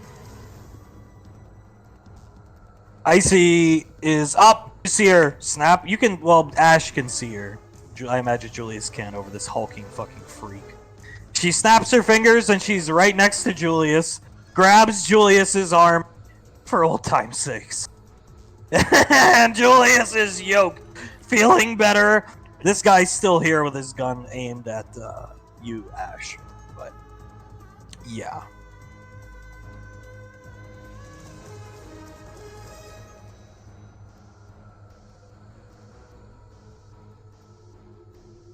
Hitting Ash for 16 points of damage. This guy here. okay. Eyeless. Minus foe. Yes. That one still hits. This guy is on one knee. Brandishes a small pistol because he dropped. I like to imagine he dropped his main hand. His main hand was there. That was his main hand. But he dropped it. So he brandishes a small pistol and starts firing at Hunk and will hit for 16 points of damage. Go back to the top of the turn order and we'll just finish what Julius started.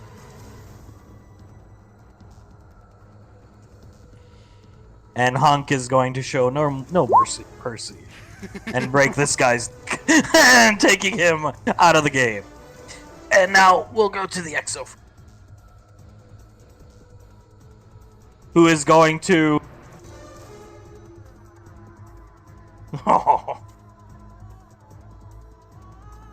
what would I do?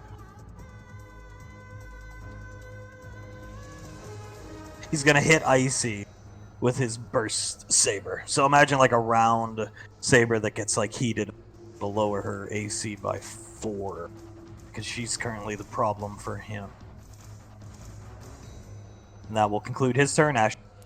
Targeting Mr. 21 again. First shot.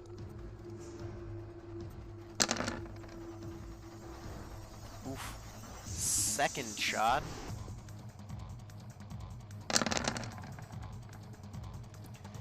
Better. Bonus action for second wind, and then I'm gonna action surge. Action surge. Alright. Another shot at Buddy here.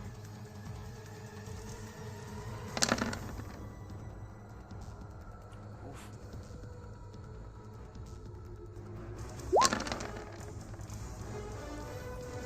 Okay. And bonus action to reload, and that's my turn. Oof, that was rough, even with a plus 13. Juliet. Let's see, it gives me 1, 2, 3, 4, 5. 5 martial arts attacks against big guy. Let's do it.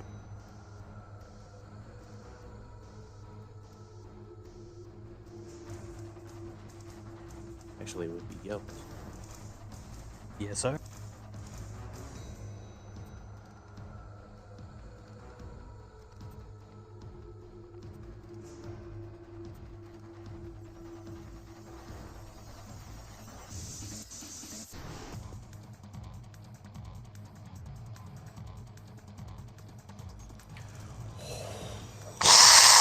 Even if most of them missed, that one hit. Falls back on his back here. Look, and he's like looking up, purple eyes glowing. Not bad. Not Julius. Anything else?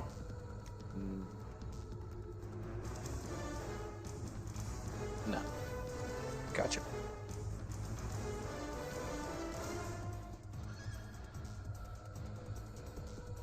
Here we go. She's mastered her spell. She doesn't have to hold your hand anymore. She has to concentrate on it, but she doesn't have to hold your hand and follow you around like she did all those years ago.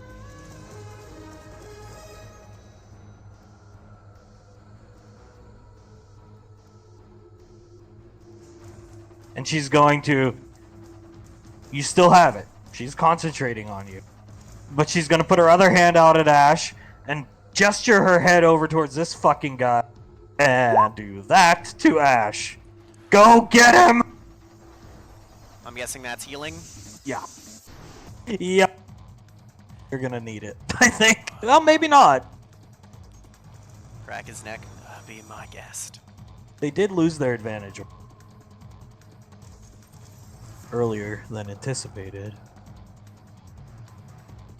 That being said.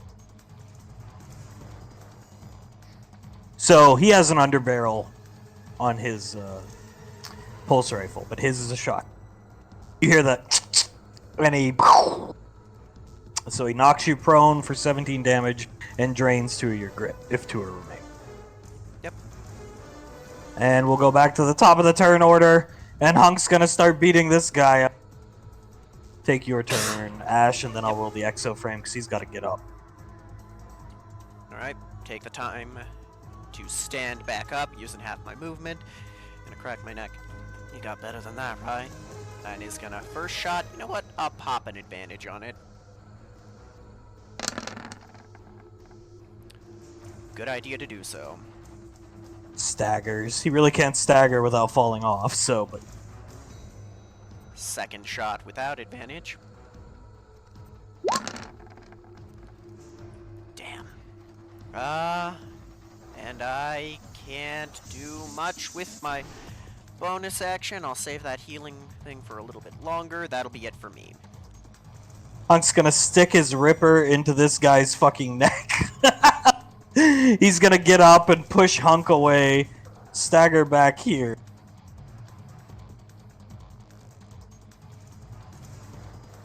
Puts his hands out, pistols come out from his armor. And he's gonna fire up at Ash for 11 points of damage. Okay. And now we're on to you.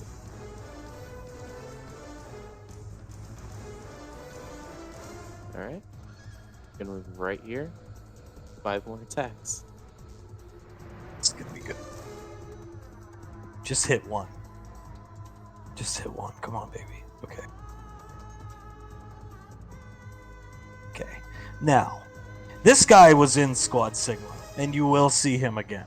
But as far as your characters know, he's dead as of right now. He falls back, and he's hanging right here by his hand. He's hanging onto the edge. Not calling for help or anything, but he's hanging onto the edge. The force of your hit knocks him back, and he's hanging for dear. As Icy spins up a blaster, and I don't mean to steal your kill, Ash, and finishes what you started and blows this guy's head clean off. That's fine. I mean, I did soften up both of them for you. And yeah, you did. And looks over, and where did the exoframe guy go? And Hunk looks over at the dead body of the girl, and at him, and walks over and puts his foot on the guy's hand. And then he takes it off. And Icy jumps down, and are we gonna take him prisoner? And this guy is not responding. You just hear grunts. Hunk pulls out his Ripper and jams it into his hand, and you can watch him fall into the blue abyss, the blue swirling board. There's no scream or anything like that. He falls. You see his purple trail of his eyes just disappear into the vortex. And Hunk kicks the pieces of his hand that were ripped off by the Ripper into the vortex. As the platform starts to come closer towards you guys. And Hunk looks around. You guys okay? Everybody okay? Looks at Ice. Doing fine. Badass, Dad. He looks at you. Yeah. Walks over, lifts his mask up. You think he's going to take off his mask? And then he spits into the abyss thingy and puts his mask back down. And Icy, damn it. Looks at the kid. Goddamn waste. Icy comes over and kneels right next to her and closes her eyes. Yeah. Gonna kind of take his helmet off and set it to the side so it doesn't go over his comms. And that jackass wanted to let the other one die. Hunk slumps his shoulders and looks down into the abyss as the platform comes close, and Sunny jumps off of it and runs over to her fallen friend. He's gonna grab her arm and start trying to bandage. Ash is gonna try and bandage up her injured arm. She lets you and looks at her friend who is dead. And Icy looks up at her, just shakes her head and looks back down. And Icy pulls out, one of those blankets you have and puts it over her body. This is gonna hurt, kid. He's gonna jab his last healing dart into her. She takes it, looks at you. Thank you. It's alright. You okay? I am. Kneels down on both knees. This was a mistake. And she starts crying. Put his arm over her. It's alright. You couldn't have known. You're alright. Hunk collects himself. It was my fault. And walks over. Should have acted when I wanted to. Not taking orders anymore. Comes over. Looks at the body. Helps Icy cover it up. And they start wrapping it. And Hunk looks at Sunny, who's crying. Why did you come here? Why would you do this? And she collects herself. She has to take a couple minutes. And Hunk, this is a weapon.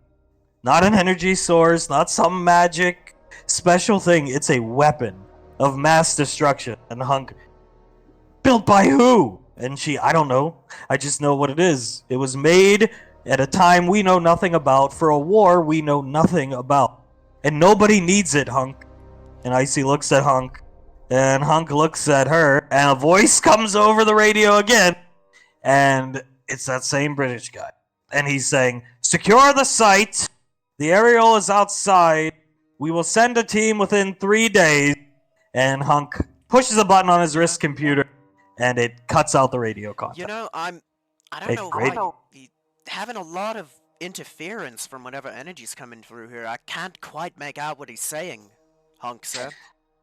Hunk shakes his head, and so it's a weapon of mass destruction. And the girl, yes, trust me, it is. We came here to shut it down, so they couldn't get it. And Hunk, I believe you. And Hunk stands up and walks over here, and he pulls out a cylinder-like device, and he, there's a lot of ways I thought my career would end. I didn't think it would be like this, though. Ah. And again, helmet off to the side, doing the right thing. Damn fine way to end it, in my opinion, sir. Icy comes up behind him and hugs him. He has from behind. He has a cylinder-like device that legs come out of. It's a nuke. And he puts it down. He pulls out a remote device and sticks it in the top. And all Arcane Council captains get one of these. Just in case. Puts the remote in, and you see the timer light up, and he starts pushing buttons on the device. We should start hauling ass, right? And Hunk, we'll have enough time to get out of here. Don't worry. Icy lets him go, and she goes to pick up the body of the child, and I'll take it. Picks her up, puts her over his shoulder. Let's get out of here. Julius, come on. Ash is gonna help Sunny up. You okay to walk? She takes your hand. Yes. Alright, come on, kid. You make your way back outside. Down here. Wow. Ariel is actually here. She's actually out of the aerial. She's on the rope that comes down from the cockpit. And she's riding it down. Good to Hunk's see you. got the body. She looks at you guys. Good to see you too. She comes over. She sees the body of the girl being carried by Hunk, and she was coming to greet you, and then she stops and looks at it. One casualty, man. She looks at... She can see, even though it's wrapped up, imagine some of it's come off so she can see it's at least the head, a young girl. And a young one, yeah? Yeah, bastard's shot her in the back. Icy radioed Pequod on the way out. So the dropship is landing, in the process of landing. Probably best to get the hell out of here, ma'am. And why's that? Hunk's not talking. We, under Captain Hunk's discretion, we have set a large explosive device in the chamber that's set to go off very soon. Pequod comes out of the ship. Hunk carrying a dead body, and she kind of recoils at the sight. And Hunk doesn't say anything and carries the body. Suletta, how much time? And Icy, we have enough time. We have 10 minutes. We'll be fine. She walks up. Pequod comes up and hugs Julius. He holds her back. Hunk starts walking up the ramp of the ship. Turns around, and he has a scroll. And here. And he throws the scroll to you, Ash. What's this? He walks up behind him, and he just makes sure you're all standing together, making physical contact. You, Pequod, Julius, open the scroll. It'll take you back to Raven Rock. You don't want to come where I'm going. Like hell, I'm gonna leave you alone for that. I took my share in doing it wrong. I'm not letting you go alone. Hunk looks back at you. No. You don't want to ruin your careers over... Not over something. And he looks at the body. Not over a day like today. Suletta steps back. Hunk's usually not like this. And by the way... He doesn't wear it on his gear. He's not that fucking loser of an officer. Pulls out his captain insignia and puts it in Icy's hand. She has like a silver one. It's a 10. This one's, like your military one. It's gold and it's glowing with magic energies. And come on. She looks down at it, looks at Pequod, who's giving her 2 thumbs up, and she just shakes her head and closes her hands and doesn't say anything. They disappear. They take off. And Suletta looks at you guys. Good. When he's getting on the ship, hey, Hunk. He's gonna, one last time, just salute him. To the best damn captain I've ever served under. He turns around and salutes you back, doesn't say anything, and the ship takes off. And Pequod, I guess I missed something. I know that. Anyway, I won't say anything. And Suletta, sometimes it's better not to talk, sweetheart. She gets on the rope. You 3 get out of here. Alright. Thank you. As she gets her foot in the holder of the rope, and she's about to go. I like to imagine there's like a button, somewhere on the rope. And as she's about to go, she goes up like 5 feet and then lowers back down. I know we're on a timer, but...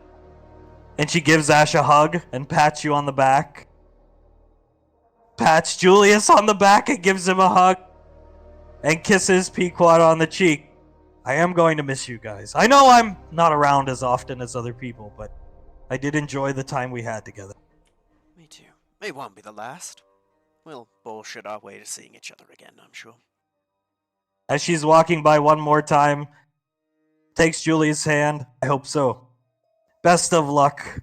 Gets on the rope, goes up, and the aerial takes off, kicking off a bunch of dust and all this crap. And you guys are now the only ones left. Right, and the Max Tech frigate has landed, and the forest is all burning. And yeah. Alright, kids. Grab my shoulders. Pequod grabs it.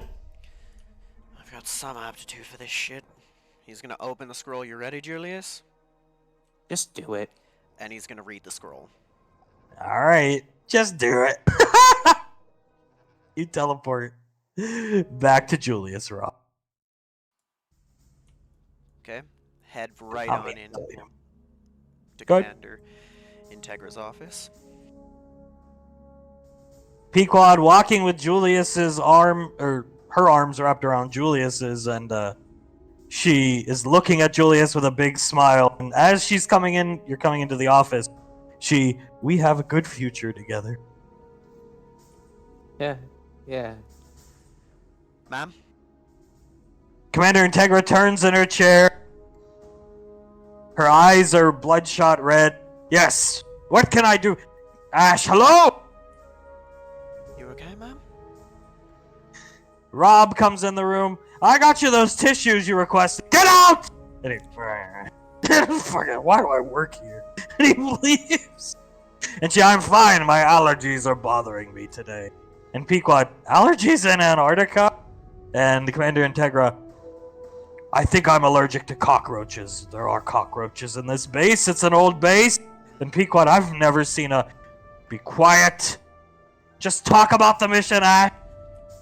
Well, we, landed. We encountered stiff Max Tech resistance. Very heavily armed, IC called in the aerial and Miss Suletta to assist us in getting rid of the heavy armaments. We made our way in and found Sunny and the other young girl held up by Max Tech personnel, including, and he's going to put up the an exoframe. The other girl tried to run, and they gunned her down. And we received some transmission from I assume the Arcane Council, but I didn't catch... Wait, as you're detailing that, she comes up and she's giving Julius I didn't catch exactly what he said in the moment, ma'am. I'm not sure, but Hunkwood jumped down and we engaged in combat with them. We took out the Max Tech forces, not before the other young girl had died. We retrieved Sunny. Another, on my end, garbled transmission came through from, I assume, the Arcane Council. Hunk set up a nuclear device in the Well of Souls, and we left. Hunk is currently on the Nova with Icy and Sunny. Moving here, Miss Suletta took the aerial to wherever, I'm not sure, and we're here. Pequod has moved here at this point. Are you okay? And fine. She puts her hands on Julius's arms and shakes him a little bit. You've grown up so much. What the hell? Are you okay, ma'am? Fine! I'm fine. Turns to look at Ash. Fine. And starts hugging Ash. I was worried about you on this mission. We're always gonna be alright, ma'am. And we had Hunk and Icy, two of the best of the best, and he's gonna hug her back and rub her back. It's alright. You should be with them. You should be on their team. And Ash, you feel a tear from her eye hit your neck. Because she's hugging. He's going to, kind of pat her on the head and carefully wipe the tear so that Pequod can't see it. Pequod, why is everybody acting so strange? I mean, I know they're going to be leaving soon, which means I'm going to be leaving, but... And Commander Integra, nothing! Well, I mean, nothing at all. That's nothing, Pequod. We're going to be leaving you, the three of us, and how often are we going to make our way to Raven Rock? It's not like we're going to be able to see people here very often. Even Commander Integra turns to you and interrupts you. You will find a way to come visit me. She turns to Julius. Right? I mean, if we get leave, yeah, and we have time. I'd do my damnedest, Commander Mom. She shrugs. If you get leave. I've heard, looks at Pequod. I've heard there's a television show I'd like to watch. You're dismissed. Go have fun or do whatever you do. Goodbye. And sits down in her chair. And Pequod looks at her and, are you sure you're okay? Leave! Steps back. Yes, ma'am. And she salutes and she throws up her hand. No saluting. Just leave. Yes, Pequod grabs Julius. Okay. And walks out. Ash is gonna stay for a sec. I know about what's going on, Mom. Yes. It'll be alright. She turns her chair just enough. Your biggest pool just ended his career. Well. That idiot, Hunk! And she slams the armrest of her chair. He did the right thing. Even if it was losing our biggest pull, I'd rather he do that than we get what we want. Idiot. She doesn't say anything. She's seething with anger. Moron! Just yelling random things out, staring out the window. Buffoon! Well, it's alright. Just like this captain of... get out, Ash! Understood, ma'am. And I will do my damnedest to visit you. Something tells me, if he runs the squad like that, we're not going to be on it for long. I hope not. I just hope that Julius is fine when the day shit hits the fan as it comes. As do I. She turns in the chair. I know I was hard on you when you both first came here, especially Julius. Did you know it was I who requested him to go to Major Lazuli for disciplinary action? She told us? I was hard, but I do think of you boys as children. I've never had turns around children of my own, as you know. Saris is the closest I've had. You two are not too far off from how I look at Saris. Thank you, Mom. He's kind of willing up. I think of you as one of the closest things I've had to a mother in very, very long time. She wags her finger at you. You better. Well, I mean, I'm going to have to because it's going to be official soon, right? You're damn right it will. Saris will be returning within the day. That's good. Nobody can seem to find Blaze, though. I was told you left the ring with him. I did. That's gonna straighten him up. I trust him.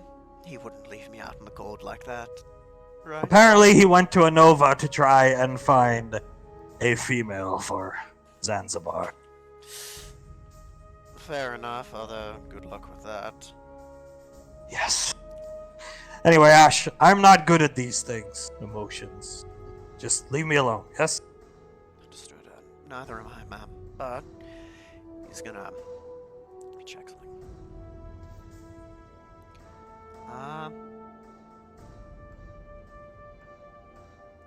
Yeah, he's gonna take out. You remember the really nice pocket watch he got back on the waterfront or water? Yes. tower? I would. Is it all right to say at this point he'd have fixed it? Yeah. He's gonna take it out and put it on her desk. I was planning to give this to you, ma'am. Think of this as a promise that I'll be back. She takes it. I'll hold you to it, son. Thank you, Mum. He's gonna hug her. Alright, time to collect myself before she gets here. Can't ruin her day, right? Yes, you're going out with the major. Have a good night. And, you see a tear start to form in her eye. Just leave me be, Ash, please. No more talking. Alright, he's gonna pat her on her head and walk out. In the barracks, Pequod is none the wiser yet to what's happening. And Pequod's, Julius, you've been acting strange. Julius walks over and goes behind her and just hugs her. Really strange. Everybody's been acting strange. She puts her hands on your arm. Ash, you can come in the room if you please. He's gonna go here, and I believe that was... That's Rob. This is Rob. Hey, Rob, do we have anything strong back there? Rob pokes his head out. To drink? Something alcoholic. I'm sorry, buddy. We got nothing. No alcohol here, anyway. Yeah, fair enough. It's my luck. You want a cup of tea? That'll help. Thanks. So he Paul. starts making you one. What's all the hubbub about? Well, looks like Julius and I are leaving within the week. Oh. That's soon, huh? Yeah, and... Can you promise to keep a secret from Pequod? He looks at you. Yeah, I don't talk to her too much. I like to keep to myself. Well, apparently our captain has decided we'll be stationed on the frontier. He drops the cup of tea. Are you... Wait, so did you guys get transferred to, like, the Frontier Rangers? No. Strike squad. You know, he starts picking up the glass. You know that's the Rangers' job. Yes, I do. And, you know... Why would you be out there? There's stuff out there. There's UIR places and stuff like that. But, I mean, like, why? It doesn't make sense. I believe what we heard was he wants to be the most ready of strike squads. And he's gonna help pick up the glass. Actually, make it the strong and the something with the most caffeine that we have. Alright. I can make a mean espresso. He starts making one. I'll take that. But you realize if you're out on the frontier, then you're farther away from most of the action. Yes, I know that. You know that. It would appear that both of us are more qualified to lead an Arcane Council strike squad. He sets the espresso down next to you. He slides it in front of you. I imagine there's like a little bar you can sit at here.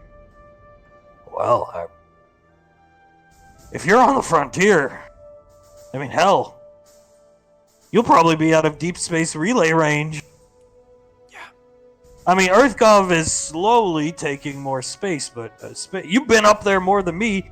Space is massive. I mean, it takes years, thousands of years to get those relay stations out there and set up. And some of them have to be manned. Some are automated.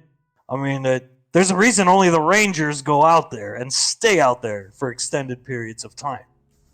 Yeah, I know. And he's gonna just, even though it's hot, he's just gonna scull the espresso. Can I get one more? Yeah. You can have as much as you want after hearing this crap. Starts making the next one. It is what it is. Maybe it's a joke. No, Lazuli and Hunk wouldn't joke like that. Neither would the commander. Well, maybe Hunk could get you on his squad. Yeah, that ain't happening. Oh. He finishes making it, puts it in front of you. He's retiring, remember? Oh. Well, even in retirement, as long as he's in good standing, he should have some pool.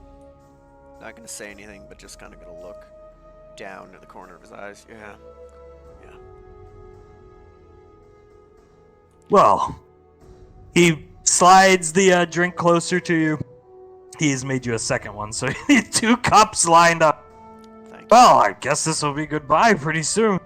It will. Shit, I'm glad I wasn't good enough to get on Arcane Council Strike Squad. He chuckles, moves back here. You know, I kind of wanted to be on one a long time ago.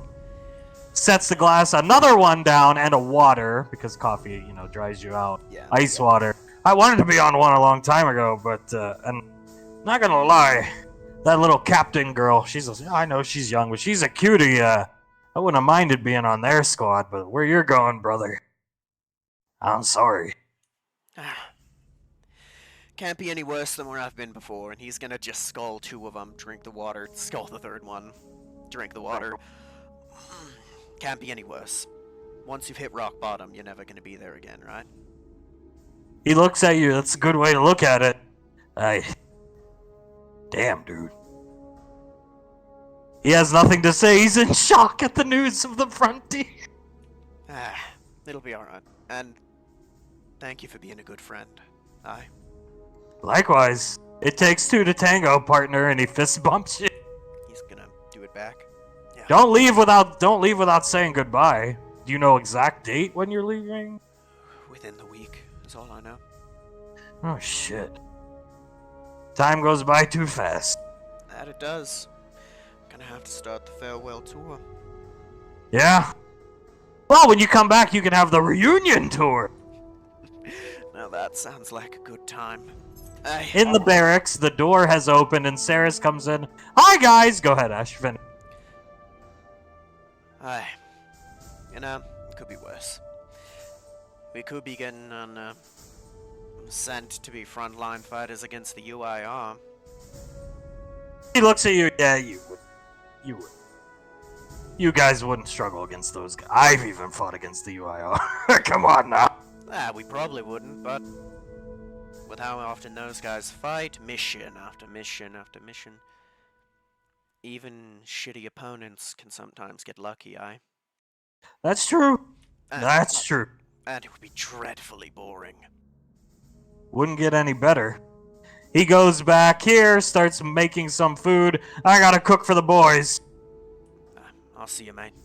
Thank you. See you around, buddy. And Saris comes in, sees Pequod hugging Julius, and just hugs Julius. Oh, whatever. Opens the door. Julius pulls Saris into the hug with them. Pequod, Julius, are you sure you're okay? Perfectly fine. Saris, Ash, join us! And she puts out her arm. He's gonna come into it and just squeeze everyone tightly. Sasha says hi. She's, well, she's coming to see you guys soon. Yeah. That's good. That's good. You guys okay? She looks at Julius, looks at Ash. Pequod, they've been acting weird. Oh, it's fine. Just a bit of a rough mission, man. Cyrus. She looks over at you. Oh, mine wasn't that rough. That's good. Just training. That's good. Go well? Yeah, all's well. I really like the Rangers. You should have asked to join the Rangers. I did. They said joining a strike squad first would be a good stepping stone. Saris, well, yeah, I do think I have special treatment, given the fact vampire.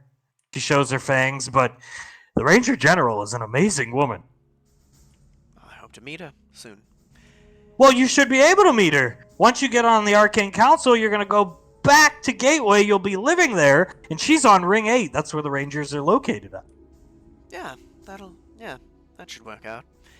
We're going to be neighbors, right? Pequod speaks up. It's going to be good. Squeezes Julius's way. Yeah, it will. And he's gonna put his hand on her face and rub her face and pull her in and kiss her. I love you very much. She looks at you dead in the eyes and says, I love you as well. And there is over the intercom, you hear Commander in Tech, Major Lazuli would like to know if Saris has returned. Over his radio. Yeah, she has, ma'am. Oh, then She's requesting you come to the bunker. She has the dinner for you. And Sarah's, a dinner? Yeah, she invited the four of us to come and eat with her tonight. Oh, okay. And Pequod grabs Ceres's arm and, come on, let's go to the vertebrate. These two have been acting weird. Vertebrate. He's gonna wait for them to get out and just sit down and struggle not to start crying. Julius grabs a pillow and screams as loud as he can into it. They're gonna find out soon. Yeah. At the dinner. Guaranteed. I'm gonna kill him. No, you're not. Maybe. Fucking dumbass. It's a stupid decision, but no, he's a dumbass.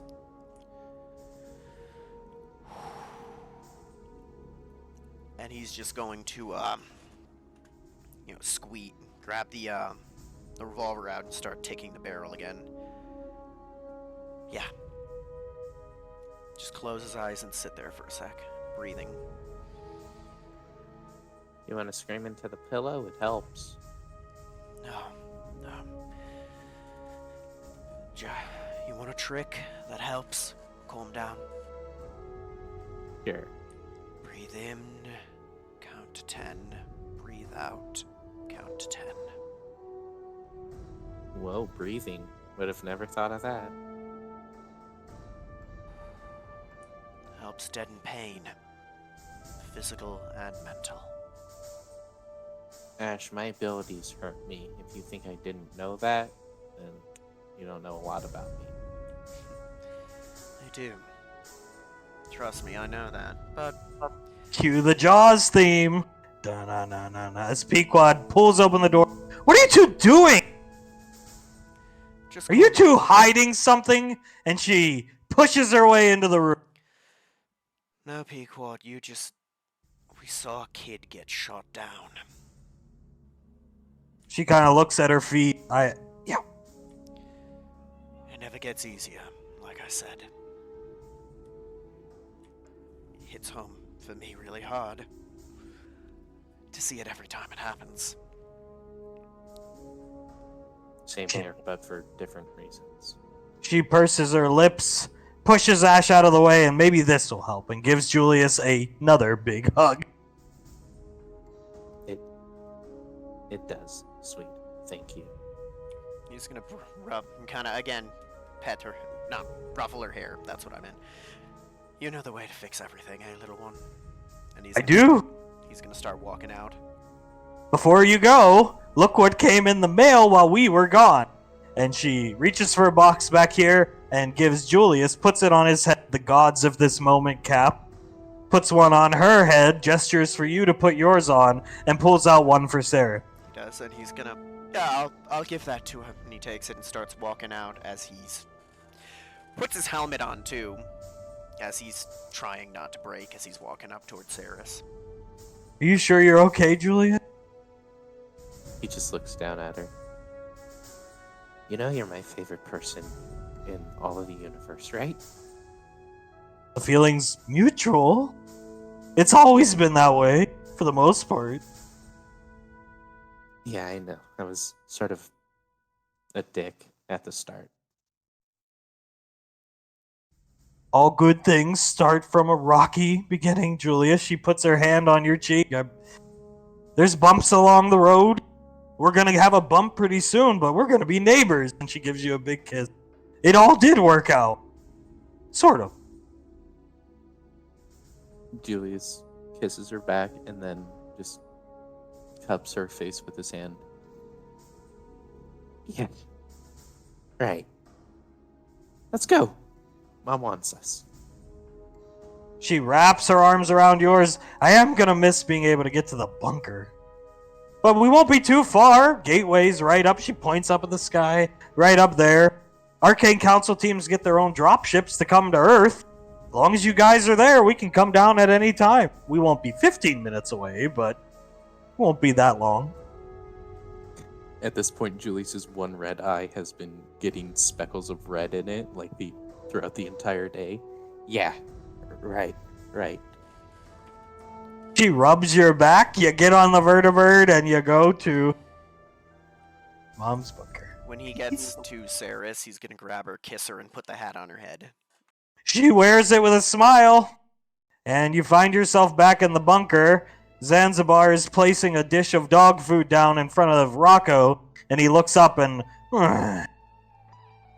He's gonna walk up, hey buddy, and he's gonna scratch his face again. He lets you scratch him.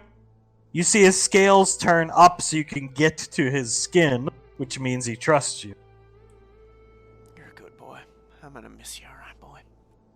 He snarls and gives you a hug and pulls you in. It's very tight. Hug him back. I know, big boy. Where's Mom? Saris comes up and starts patting him in the back, and he lets out a roar. And Leslie appears here, comes out of the room, closing her wrist computer. Everybody's here? She looks up at Julius and Pequod, yeah! We wouldn't miss it for the world. And she walks up and Leslie, I know, and grabs Pequod and starts squeezing her. And she, what is wrong with everybody? The Drake looks over at her and starts hugging Saris instead of... He's gonna pet Rocco. Hey, boy. Rocco comes up to Julius and starts barking at him to pick him up. Julius picks him up. Leslie, well, I'd like to go out to dinner. I know you can't eat food, Saris, but you can still come and enjoy the show. Did the Rangers feed you? And Saris, yes, they took care of me, but I still want to come. And Leslie, good, you had no choice. She types on her wrist computer. Okay, come on, follow me. Blaze isn't here yet. He'll be back soon. Yes, Ash. Is he soon? Very soon? Yeah, Ash, he'll be back. Don't worry. Okay, and he's gonna walk up to Saris. Hey, if you do get hungry, you've got your blood bank there, right? And he's gonna kiss her on the cheek. She smiles. Salazar and comes and opens the door for everybody. Leslie comes over to Julius. He'll be fine. Takes Rocco, sets him down. He starts running around. He's got a new best friend and gestures over towards Zanzibar is holding the door. Julius looks up at Leslie. Yeah. And he hugs her. She hugs you back, and Pequod, I am so confused. And Saris, yeah, it is strange. The mood is different. And Leslie looks over at Pequod. Let's just go. I can't fly the ship. Can you fly it? And Pequod, I've always wanted to pilot your expensive ship. And Leslie, you can pilot it as much as you want. I can't fly it. It's on autopilot to the canyon. Let's go. And Pequod, okay. Very abrupt. Ash, not letting go of Saris's hand, he's just squeezing her hand. Let's go. Right. She smiles and joins you. And for the final time in this game, you find yourself in the canyon. Pequod's looking around. Saris is looking around. Leslie crosses her arms and is staring where the vertibird used to always be parked. Lots of memories, eh, ma'am? Leslie points. Can't believe it's been 5 years and some odd change since you guys strolled in here, and she has to stop herself from talking. Little punks. He's gonna walk right here. This is where you nearly killed me the first time. She chuckles a bit. Julius walks over here. This is the tree that you sent me flying into. Pequod comes over here. This is where... This thing isn't here, as we've always said. This is where I used to sit. And Sarah's, yeah. Now wait one sec. Gotta move Ash a little bit. Put him back where he was. Thank you. Leslie crosses her arms and looks and sees the ship coming. And she comes over here and kneels down and dusts some snow off with her hand. And she pulls this up with a bullet hole, still right through the middle. And she and pitches it to Ash. He's gonna catch it. Little wizard. Remember those? I do. Do it again.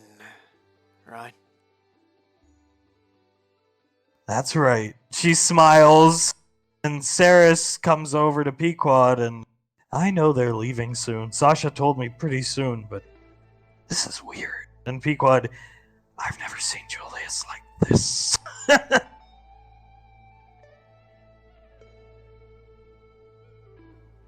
This is where you always used to make me meditate and then scare the crap out of me. Lazuli puts her hand up, don't forget punching trees, and points at the tree, and you still see hand marks in the tree. They haven't fully healed yet. Are you kidding me? I still have the splinters.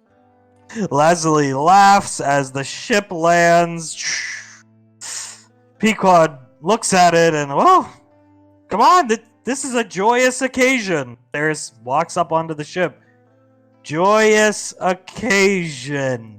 She looks at everybody. And Lazuli, yeah. And just walks on the ship with Sarah.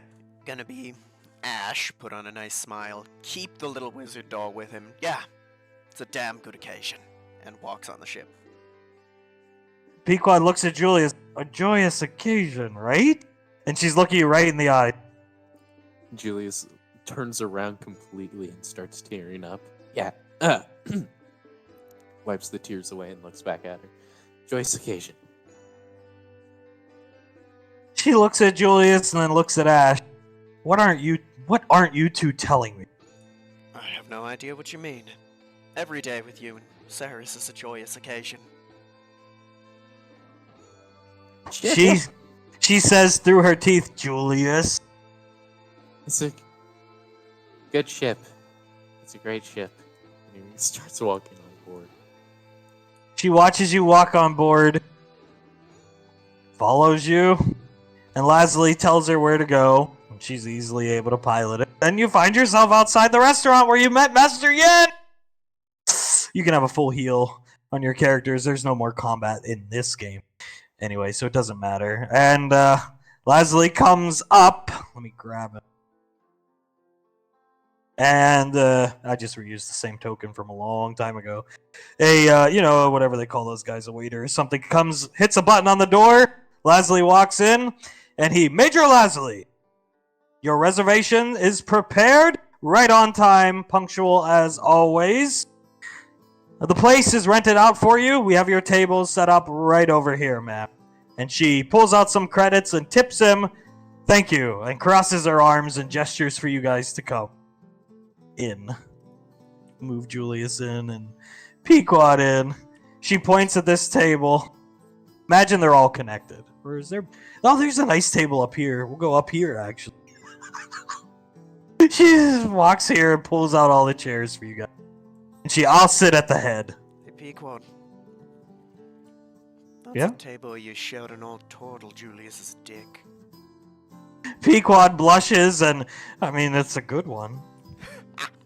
I'll take your word for that. Lazuli, boys sit here, girls over there. And Pequod, I want to sit next to boys here, girls there. And Pequod, okay. Sits down and says, yeah, no problem. Everybody awkwardly sits down. And the waiter comes over. Well, everybody's found their seats. What can I get for you to drink? What is the hardest alcohol you have? He fixes his glove. You name it, sir. We have anything you require.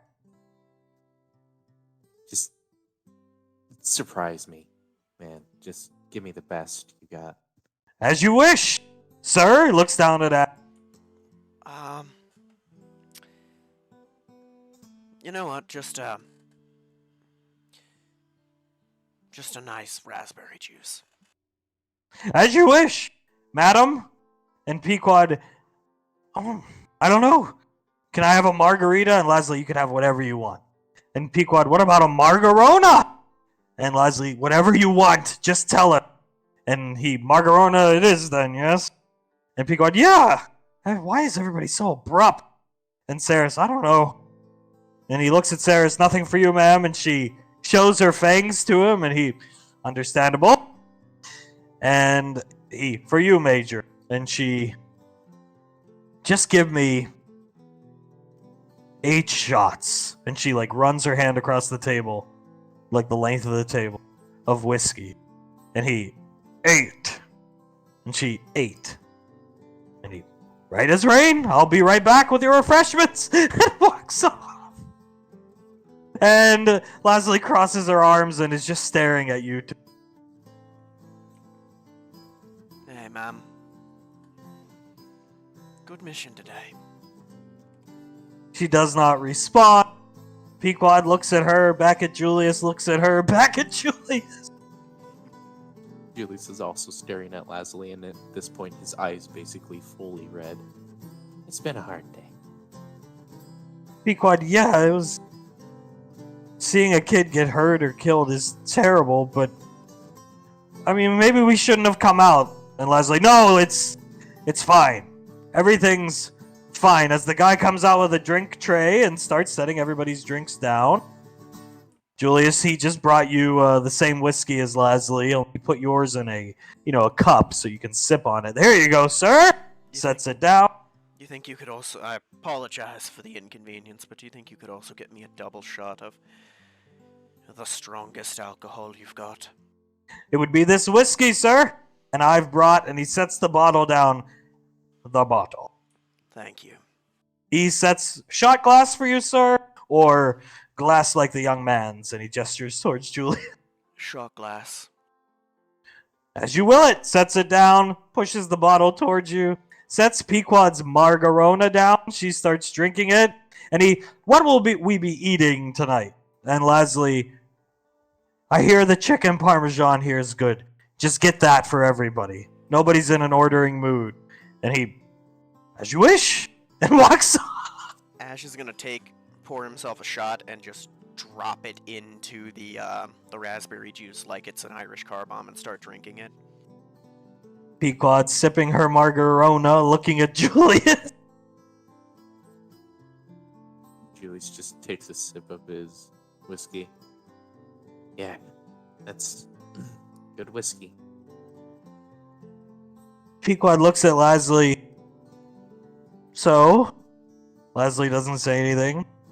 Pequod, why is this so awkward? And Sarah's, yeah, this is more awkward than when we first met, Major. And Leslie just staring at Julius. She takes a shot, slams it down, and takes the second one. And Pequod, I think she's pissed at them for something. And Sarah's, Ash does have a way of pissing people off. You know what? It shouldn't be a day to be upset. He's gonna pick up his thing. A toast. To friends new and old, to family new and old, and to the future. And he's gonna just try and drink as much of what he just had as he can. As you say to the future, Leslie slams her fist onto the desk. All the shot glasses go flying. Pequod had her Margarona in her hand, so that doesn't go flying. Everything goes flying. The waiter comes out. What happened? And he looks around, and I'll get you replacements for all the bottle. He picks up the bottle. It's spilling over the floor. I'll get you replacements. One moment, and he runs into the back. And you hear Leslie, that idiot hunk. There's nothing we can do to change anything. And he takes another drink of his whiskey. That moron. Blowing his career now. And Pequod, well, you should be happy. He'll have more time to spend with you. And she glares at Pequod, and she almost chokes on her drinking her Margarona at the glare. Hunk's not getting a good discharge, Pequod. And Pequod, well, I mean, I understand maybe that sucks, but it's not like you guys need the money or, stuff like that. And, I mean, Leslie, whatever. And the guy comes out and he, please try and avoid whatever happens, sets more stuff down. Leslie, slide the bottle to me, pencil neck. And he, yes, ma'am. And slides the bottle down, and she just opens it and starts drinking from it. And he, I will get another bottle. That is unsanitary for you, young gentlemen. It's alcohol. It's fine. And Pequod, well, I mean, he'll probably get a dishonorable. I don't really know, but and Laza, yeah, whatever. Just drink your drink. So how was your mission, Cyrus? She's awkwardly sitting watching Leslie just take sips from the bottle. It was fun. Very fun. Training in low grav is always fun, and the Rangers are always a good time. That's good. The one bright side of today was getting to see the aerial in action. Pequod, yeah, I got to watch it from orbit. I was in orbit. It's, after that frigate went down, I figured it was safe. That was pretty amazing. And she starts trying to play with Julius's leg with her foot under the table. And Leslie just tilts her head and takes the bottle and starts chugging. And Saris looks at her. Cleaving a frigate in half in one fell swoop, but what else are we to expect from a member of this family, right? Stupid asshole. Julius slides his drink away from him and just lays his head on the table. Moron! Just like Commander Integra. This is all his goddamn fault! And Pequod, I'm sure given his service record, he'll get a dishonor or an honorable discharge. I mean, come on. And if he doesn't, I'll tell my dad. Everything will be fine. And she, I'm not worried about the goddamn discharge. I'm rich, bitch! And Pequod, maybe we should have stayed at Raven Rock. No, it's fine. How's your dad doing?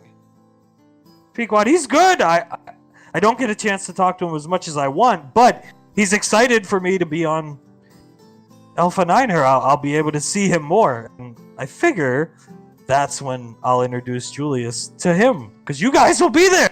Yeah. Honestly, I can't wait. You better, if I'm not there, you better get that on video for me. Pequod, well, I would want you there, Ash. We've been together 5 years. You're like a brother to me. You wouldn't want me ruining the moment. She laughs. In this case, I would. As the waiter comes out, chicken parmesan and a side salad for everyone. He starts setting the plates down. Leslie finishes her bottle and doesn't even look drunk at all. And she slams the bottle down, give me another, and slides the empty one back to him, and he... Yes, that's, I'll be right back, and takes the empty bottle and walks away.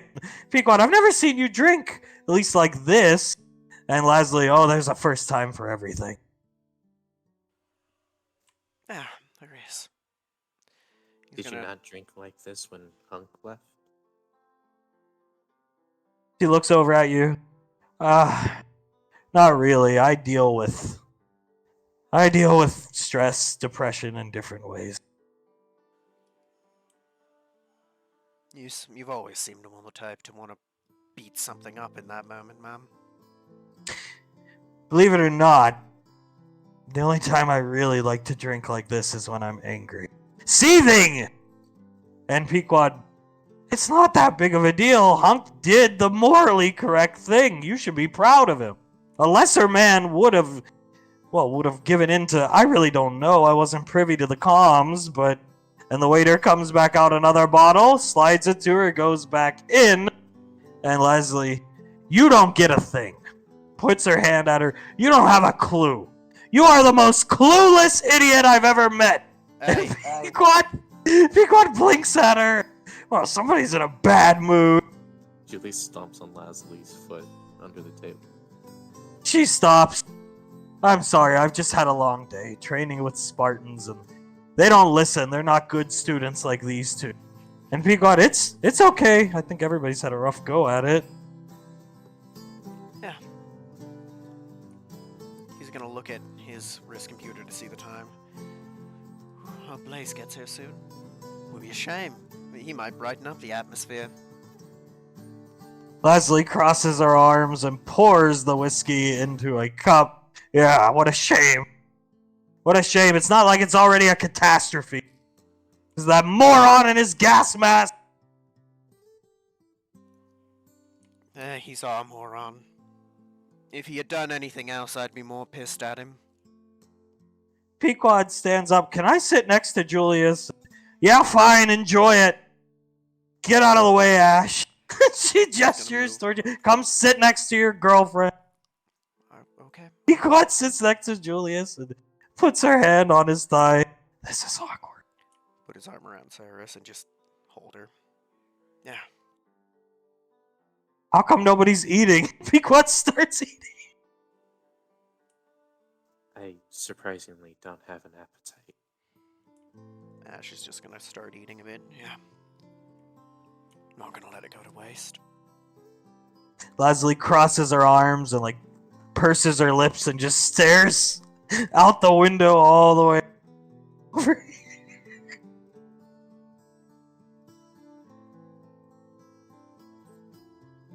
She's not talking, and Pequod's just awkwardly eating.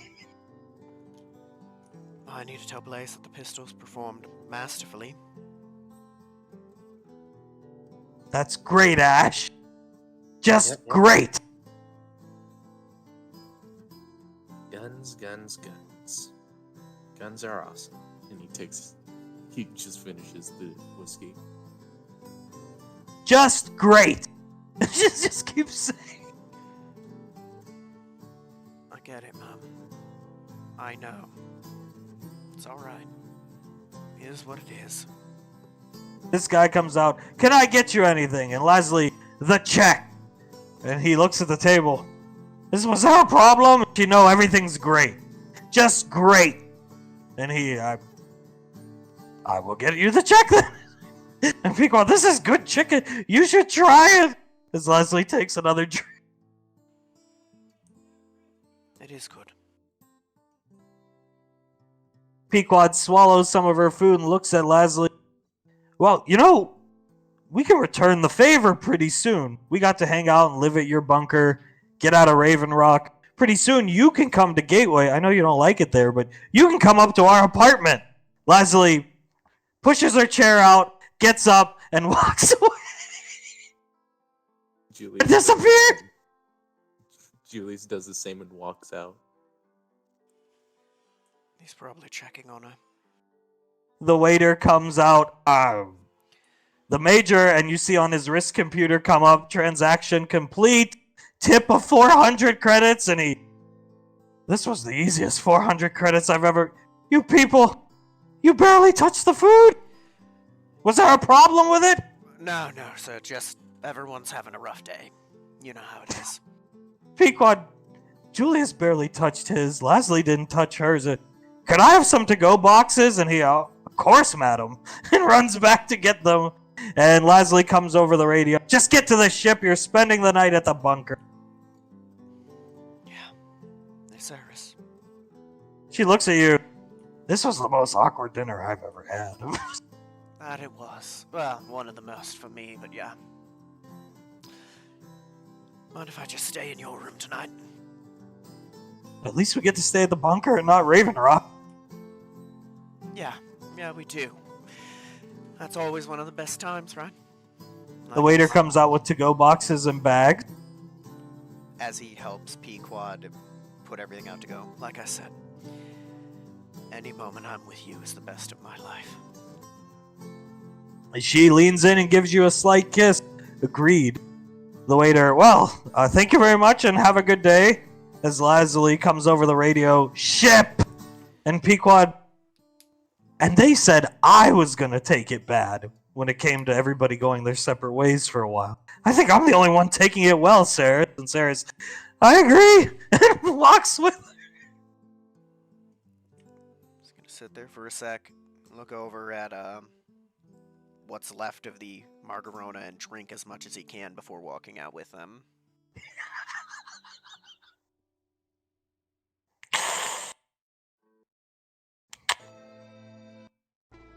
Well, you make your way back to the bunker. Rocco's curled up in a ball on the couch. Zanzibar curled up next to him on the floor. And here you are. Leslie just standing in the kitchen with her arms crossed, staring at the refrigerator. He's gonna walk over and find what alcohol he can. There's nothing left. Damn. That could be worse. You have any cigars around here, ma'am? Leslie looks at you. No, I don't. Hunk is currently... Moron. She kicks her, she steps on the ground with her right foot. He smokes cigars. He's currently getting his stuff to move in here from his home in Puerto Rico. If he gets here before... And she looks at Pequod. If he gets here in time, I'll have him give you some. Okay, Ash? He's gonna hug her. Thank you, ma'am. And quietly, it's okay. It's okay. Just hold her. She pushes you off. Get off me, Ash. Can't you see I'm busy with stuff? And she goes into the fridge and starts getting ingredients to make food. And Pequod, you people are fucking weird. Walk up and start helping her. Maybe we can go out and you can use me as a punching bag again. Leslie, no, I'm gonna use Hunk as a punching bag when he gets back. He's gonna regret it! As Pequod goes over and starts petting Zanzibar on the head and looking at Rocco, who are still sleeping. And Leslie, wake up, Drake! And he, and move that damn dog! And he, and grabs the dog and stands with Rocco and Leslie. You'll be sleeping out here tonight.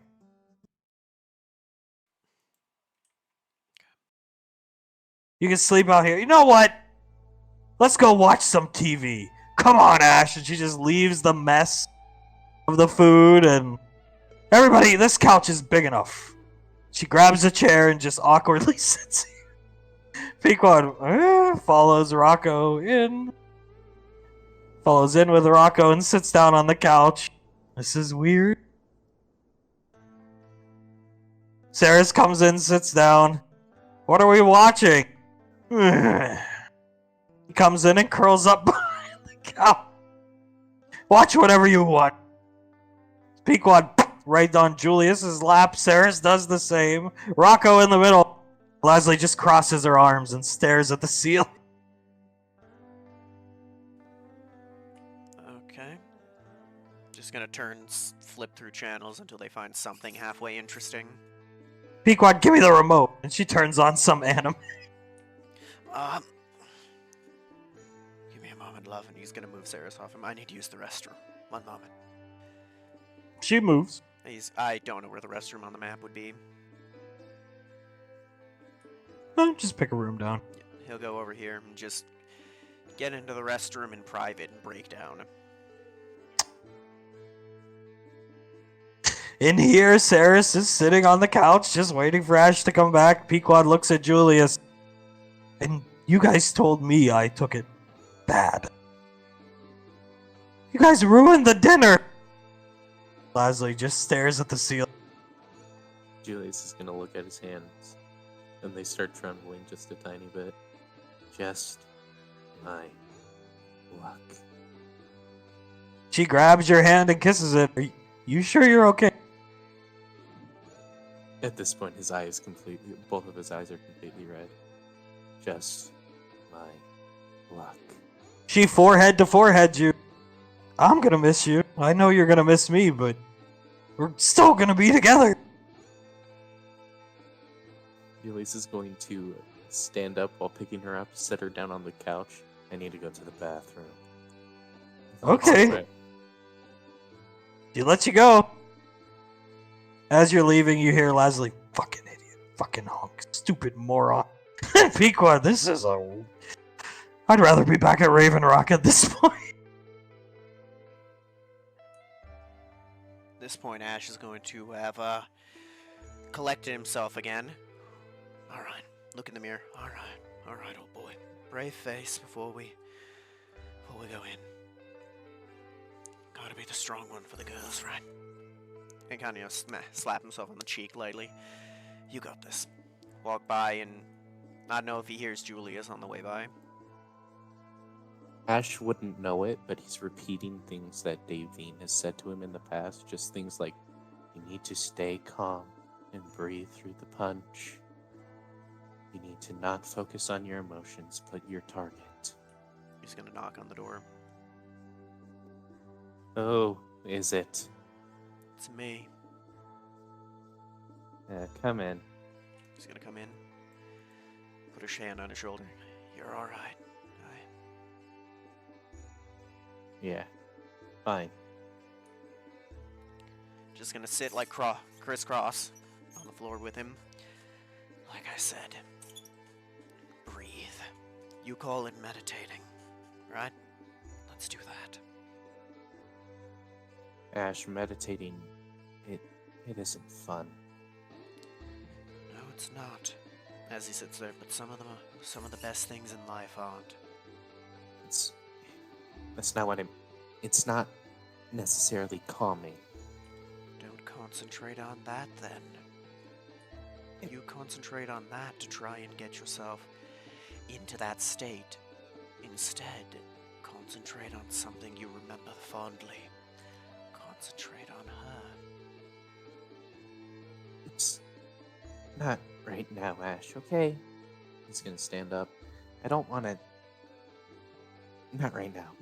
He's gonna get He's up. gonna walk out. Alright. Make his way back in. Sorry about that, love, and sit down next to her. Zanzibar holding Pequod, giving her a hug, and Pequod's patting him on the head. At least somebody's in a good fucking mood. And he starts digging his head into her stomach, and he really has a thing for stomach. And you hear Leslie mutter, "Moron." And you don't know if she's talking about Pequod or... Only yours, it seems. I've never seen him do it to Cyrus, Lazuli, or Icy. Leslie, Drake, and he and comes over and he take the dog for a walk. He needs to go as he's been trying to get out of Ceres's arms, and Zanzibar picks him up and takes him for a walk. You see him putting the leash on him. He takes some time with his big ass hands, and they disappear. Those two are gonna be a terror when Rocco gets big. And Leslie, at least he's good for something. Yeah. Pequod pats the couch and, "Come on, Juliet." I just... Okay.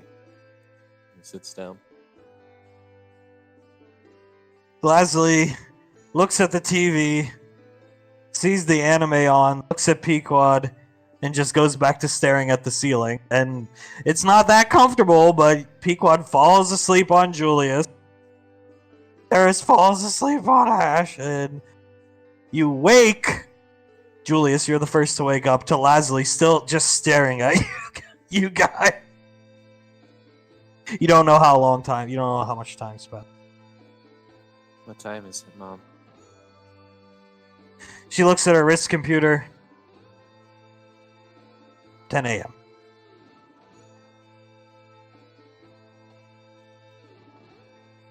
I love you, Mom. I love you too, Julius. She says quietly. Now they've been back. They didn't go on a 7-hour fucking walk.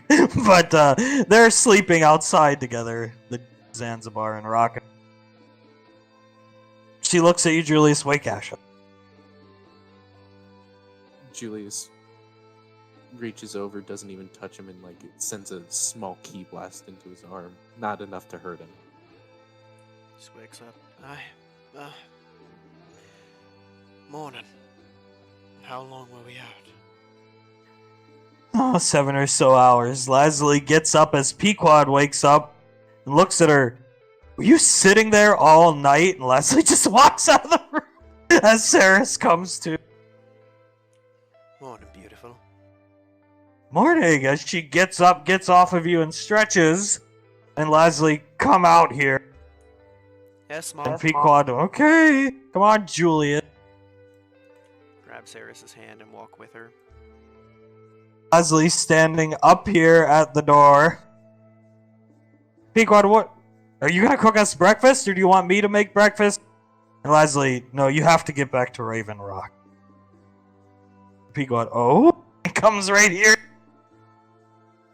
You're here.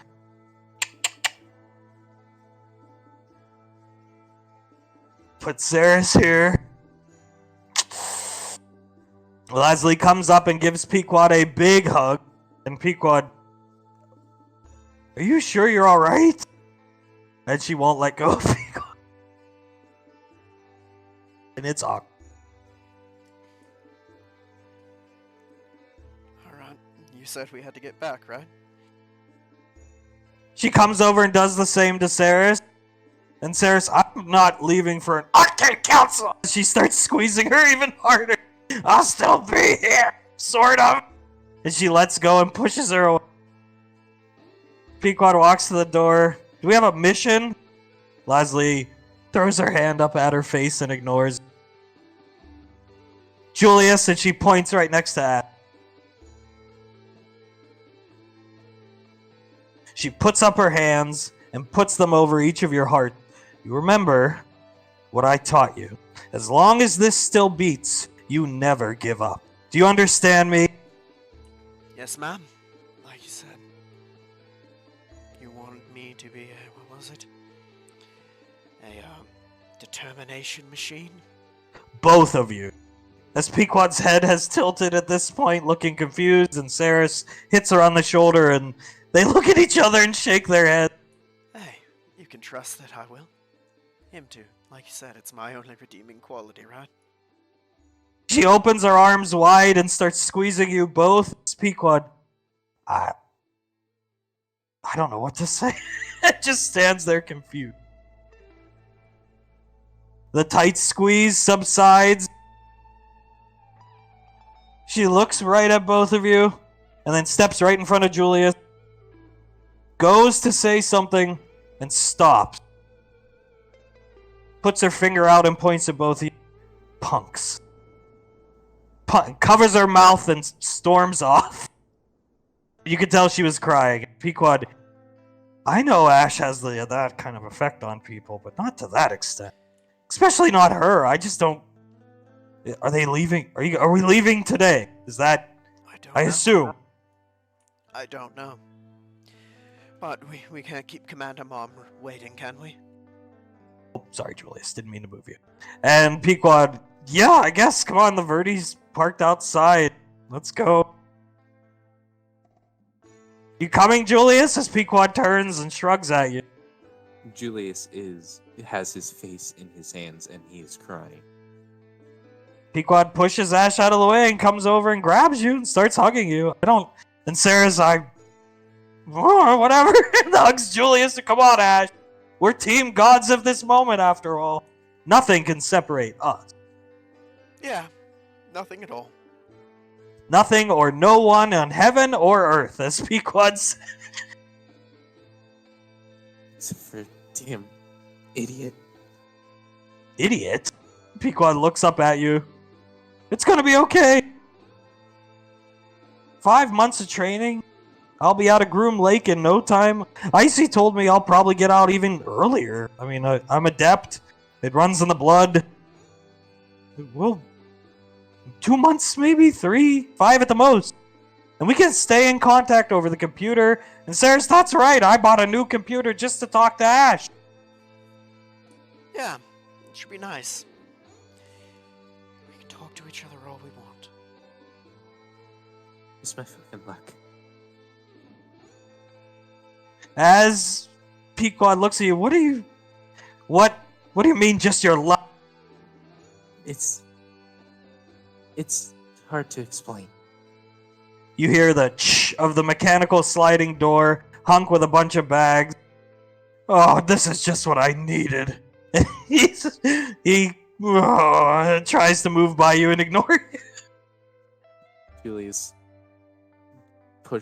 not pushes off, but finagles his way out of the hug and steps in front of him. Oh, hi, son. Are you okay? And Pequod, we're worried about your discharge. He I got an honorable discharge. The council votes, and there's 3 good members and 1 fuckwad. I got an honorable discharge. Not that it fucking mattered. No, it doesn't. I didn't realize my mistake at the time, but... Ugh. That's fine. The prick will get what's coming to him. Everyone does. He looks at you, Ash. Both of them. And you know who I'm talking about. Not just the gray-haired guy. Oh, don't worry, sir. If there's one thing I'm good at, it's making sure that pricks get what's coming to them.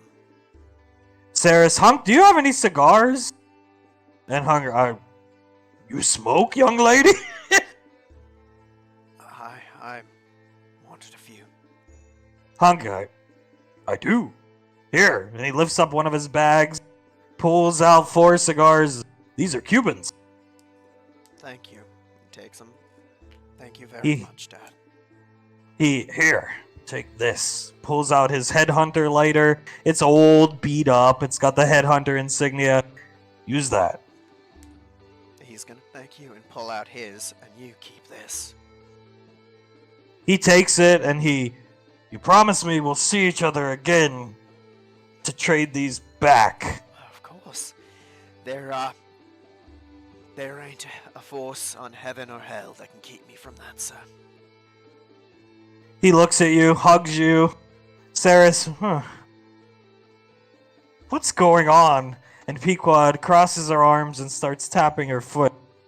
We're being kept in the dark about something. These morons aren't good at hiding it, especially this one. And she points at Hunk, who is now crying and hugging Julius and he's saying, I'm sorry. You have nothing to be sorry about. You did the right thing. Hunk takes off his helmet, sets it down. Looks down at the hallway here. Looks at the Drake and the dog. It's time to face the music. If I don't see you again, son, just know I loved you. Both of you. Hugs you both again. Okay, it's alright. I'm sure she's not gonna completely kill you. She can't keep punishing you that way. I hope not. Trust me, she's not gonna take it that easy on you. No. He moves aside, letting go of you guys. No, she won't. I think you're sleeping outside for the next year. He looks over at Zanzibar and Rocco, or at least I'm sleeping with the Drake and the dog. Hey, good company. He turns back one more time, gives Julius one more hug, moves Saris out of the way, and gestures to Ash one more hug. You're incredible, both of you. Best of luck. You too, sir. And he walks off and disappears down to sub-level 2, leaving all of his crap and blazes nowhere to be found. Well, let's make our way to Raven Rock, eh? Pequod looks at Saris. It's hard to be mad at them, Julius, taking this so badly, but I feel I'm being kept out of the loop. Need to know information, Julius. Julius looks down at her and then looks away. Fine. And she walks out, and you walk to the vertibird, the awkward ride back, and you'll be right back where you started. Only this time,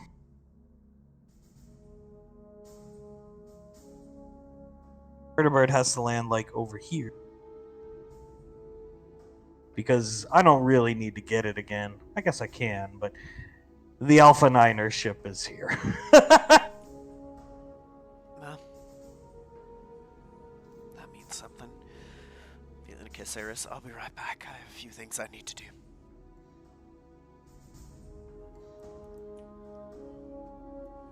Mom? She's sitting in her chair. One second. As you come in the office, she's sitting in her chair, and standing next to her with arms crossed is Icy. Pequod looks at Julius, and Saris is going to follow Ash in. Commander Integra turns her chair to you, looks at Saris and you. Where's Julius and Patricia? For the first time, calling her by her real name. They're right outside, man. Julius Make them- is picking her up and walking in. Oh, alright. Carry her in. 1 second here. Icy has her arms crossed. Commander Integra sits up, stands up, looks at Icy, looks at the rest of you. I take my leave. And walks out of the room and nods respectfully and goes into the mess hall and starts crying. You can hear her wailing. And Rob, oh, relax. Would you like something to eat? No, shut up, you moron. Poor Rob. Yep, poor thing is right. Icy claps her hands together. Leave. And she looks at Pequod and looks at Sarah now. And tilts her head. And Pequod, okay. And takes Saris and walks out. And they disappear into the mess hall with crying Mom. And Icy, well, it's time, yeah? Already. She has her arms crossed and legs crossed. Here's the ship. Arms crossed and legs crossed. She kicks one of her legs out. I know a while ago your minds were probably made up about this. But things have changed. Crosses her arms and walks down. You should take some time to think about this next step. I wouldn't blame you for not wanting to go. You could still quit. She looks at both of you. You can still quit. And you won't have to endure what's to come. She pulls up her wrist computer. Just want to prove. And you see 1,000+ requests for Asherion Valorius, Julius Rainfall. I tried. She pulls up all the requests she sent for Pequod. And you see, she types on her computer, I thought I at least had a shot at keeping Saris and Pequod together. And you see one request for Saris, and it says denied. I didn't even get one request for him in Ash. Apparently the Ranger General called dibs on Saris a long time ago. And the Council is not interested in getting into a pissing match with the Ranger General since they tend to lose because negotiations are done with your favorite Arcane Council member. He's the political maneuvering of the Council. Go figure. Understood. Yeah. No, it's fine. She'll be on Gateway with Pequod. It's okay. She walks in between you guys. I never wanted to be the one to break up your friend group or family, whatever you see it as. She puts her hand on Ash's shoulder and Julius. I am sorry. You've got nothing to be sorry about. You're not the one who made the decision. She looks at Julius. Maybe you two should take some time to, if you want to talk it over or think it over. The orders went through. Your apartment on Gateway's been rescinded. You're going out to the frontier.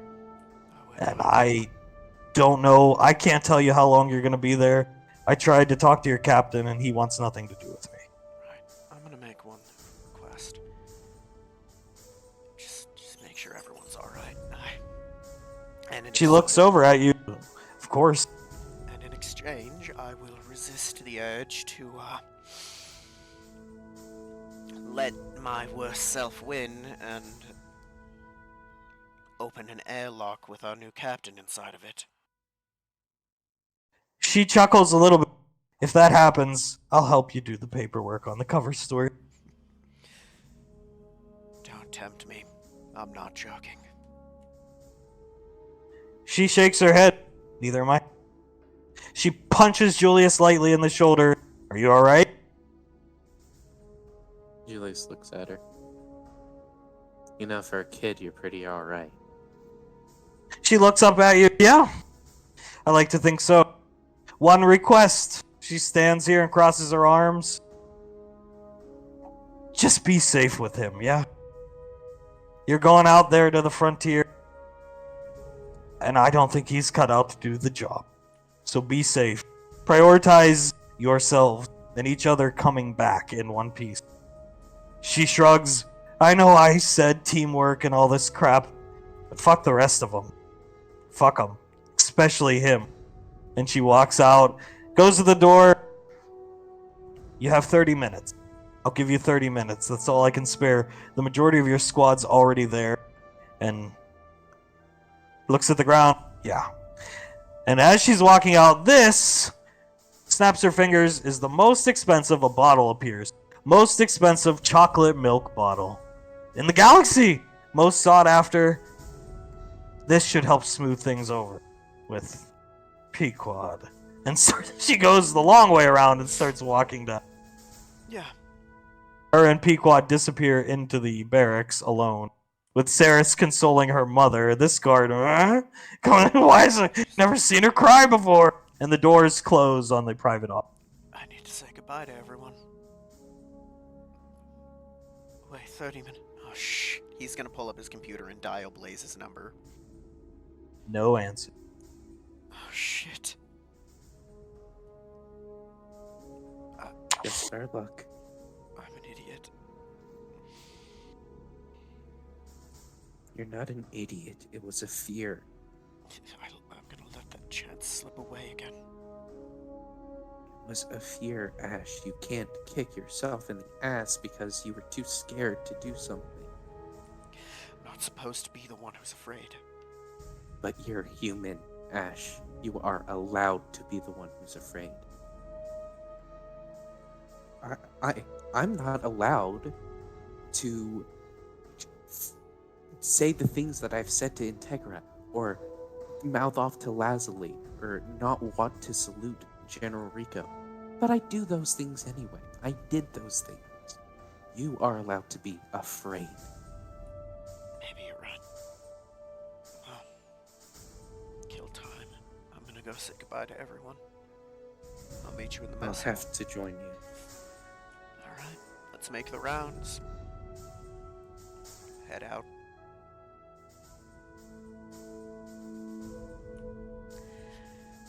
See you later, Thomas. He turns around. Beep, beep, beep, beep, beep. Combatants detected. Asherion Valorius and Julius Rainfall.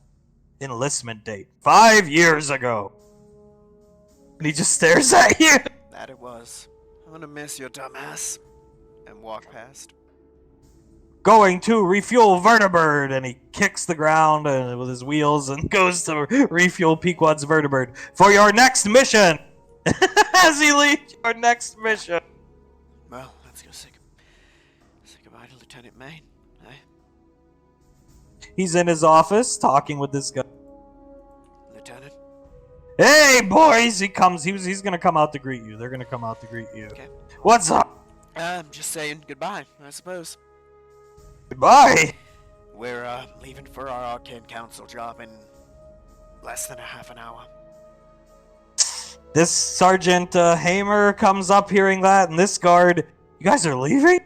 Yeah, sooner than I'd have wished. Dr. Contry comes out. Indeed, today is the day. The hour, and she gestures out towards the ship, is now. The hour groweth late. And she looks at you guys. That it does. Just wanted to say goodbye. Thank you for everything you've done. Lieutenant Maine, hey, I taught you guys a lot of tricks. You taught me some new things too. Fist bump, tries to fist bump you. He's Do gonna you? reciprocate? Tries to do it to Julia. He reciprocates. I hope what I taught you helped you out there. Hell, it Saved our did. asses more than you know. Yeah, we wouldn't be here without you. We'll carry it forward. Impress those fucking stuffy old bitches at the council, yeah? Oh, we will. Landing on it. Show them how it's done back here, Earthside. Sergeant Hamer, nice guns, Ash. And Dr. Contry, now's not the time. They are. They are. And thank you. I wouldn't have been armed to the teeth and able to survive without you. Hey, that's just doing my job. I'm gonna miss you guys too. Are you choking up, Ash? A little bit. It's a hard decision. Dr. Country, 5 long years. And now it's over. And she comes over and puts her hand on Ash's shoulder. My med tank will be so lonely without you, Ash. Oh, Will, and what are you gonna do? You're not gonna fix me up every other day. She looks at Julius. I'm gonna take longer lunch breaks. Yeah, that's for sure. Yeah, that's fair. as Commander Integra comes over the speakers wailing because she accidentally hit something on her computer, and everybody hears her crying. And Lieutenant Main, oh, she's taking it hard. And Sergeant Hamer, yeah, she is. And Dr. Contry, there's a good reason. There is. There is. Wait, how are you privy to all this? She looks at you and crosses her arms. Who do you think Commander Integra confides in? You think she just sits in that office all day brooding? She's culture them. I'm the only other woman on base, with the exception of Pequod and Saris, and she's not going to confide in them. No, not for this.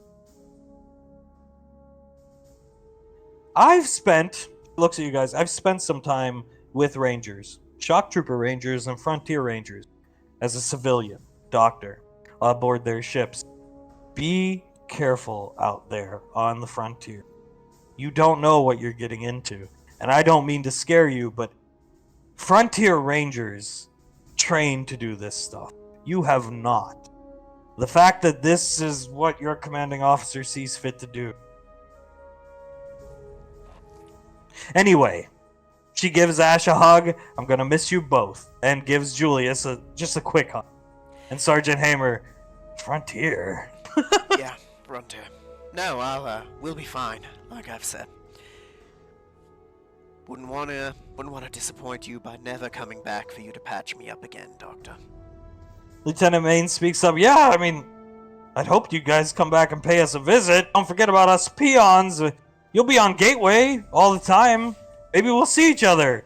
And Dr. Contry, no, they won't. Yeah, we won't. He wants us to be on the frontier. All the time? Yeah. Fucking idiot! As these two guards look at each other and... Yeah. And I thought guarding this base was fucking bad. They all shuffle about, well, hey, I'll go up here. And he goes up here. We'll see you off. And Dr. Contry, indeed we will. And grabs Sergeant Hamer. Frontier? That's what the Rangers are for. And she, shut up.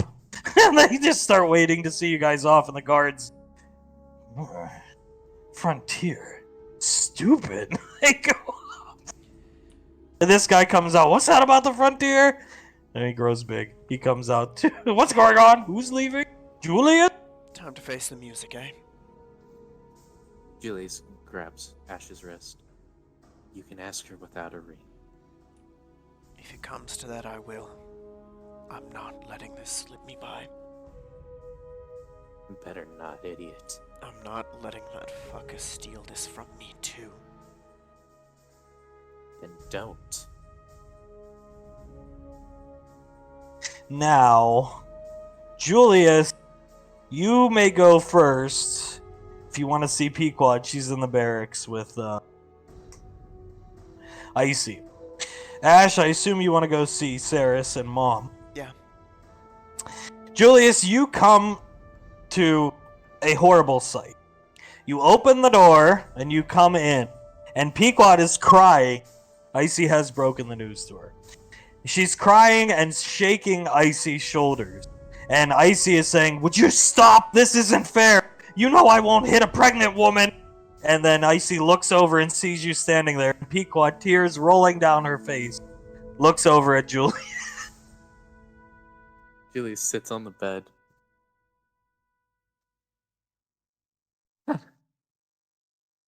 So, you're planning on... It's true. It's true. You're planning on telling me, right? Pequod, I was gonna tell you today.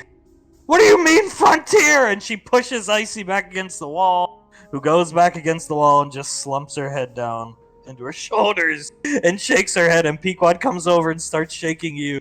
It was the Drake. I took a test after the Drake today. Julius stands up and cups her face with both of his hands. Okay. Yeah. But Julius, you're going to the... You're going to the frontier? It's not my choice. She starts crying and just burying her head into your chest. And Icy just slams her head against the back of her head against the wall like 6 times. Julius hugs her. It's gonna be okay. We'll figure it out. Pequod lashes out in anger. She slams her fist onto your chest and it hurts. And she turns around and points at Icy. This is your fault! All your fault! You should have gotten them on your squad! They're good enough to be on your squad, not with this moron! And Icy just keeps slamming her head into the back of the wall. Back of her head into the wall. Don't blame her. She put in a lot of requests to try and get us in. If anyone, blame Hunk. Continuing to slam her head into the wall lightly, the back of her head. Pequod, what are we gonna do? And Icy, there's nothing we can do. Or they could quit. And then they'll see you even less. Well, who knows? Maybe they'd see you more if they quit at this point. And Pequod just starts wailing. Julius is gonna hug her. What did you say about rocky things and then there being bumps in the road? That was before the frontier, Julius! You're not even gonna have an apartment on Gateway! The frontier is just another bump in the road. She continues crying as Icy, I guess we have to tell Ash that you're pregnant. And tries to move out of the room to tell Ash. Julius puts a hand out in front of her. Not now. He has a lot going on. And Icy, yeah, maybe you're right. He's already got enough reasons to cry. Yeah. Pequod wailing, not letting go of Julius. And you hear a beep beep beep on Icy's wrist computer. We're running out of time. Yeah. Always are. You see another message pop up from Malcolm Chance that says, "Where are my squad members?" in text. And we are really running out of time. Julius's eye twitches. Can I see that? Sure. She pulls out her wrist as Pequod's still just sobbing. I'm never gonna see. I was right. You're gonna see me again. Don't you worry. And he's gonna type, "We're gonna be there when we're good and fucking ready." Whoa. She hits send as she chuckled. Icy. Pequod, we have a child, Julius. What if you're not there? And she bam her fist into your chest when it's born. And he's gonna look down at his hands. I'm gonna be just as bad as my father. Pequod sobbing. Icy puts her arm between the two of you and pushes Pequod back a little bit. This isn't helping. And Pequod just stands there and sobs into the ground. As Icy walks out of the room, I'll be at the ship. And she walks away. Goes and talks to these poor dudes up here who are all gathering for the final goodbye. Pequod screaming at this point, crying, wailing right back into Julia. Julius picks her up. It's gonna be okay. We can get through worse than this. She looks up at you and says, "You promise me this? Promise." Of course. She grabs your shirt and pulls you in. Frontier or not, you have to come back to Earth's sphere to refuel, rearm, and regroup. Anytime you're on Gateway. Anytime, you better come see me. Or I'll find you and kill you myself. Julie, and she gives you the biggest kiss you've ever gotten from her. It's all wet and sloppy. I will spend every waking second I have with you. And she's still crying and stumbles out of the room with you. Meanwhile, up here, Commander Integra is waving Rob off, who's bringing her all different types of teas. And Sarah says, "Mom, it's not gonna be okay. We've talked about this. You were worried about me taking it poorly."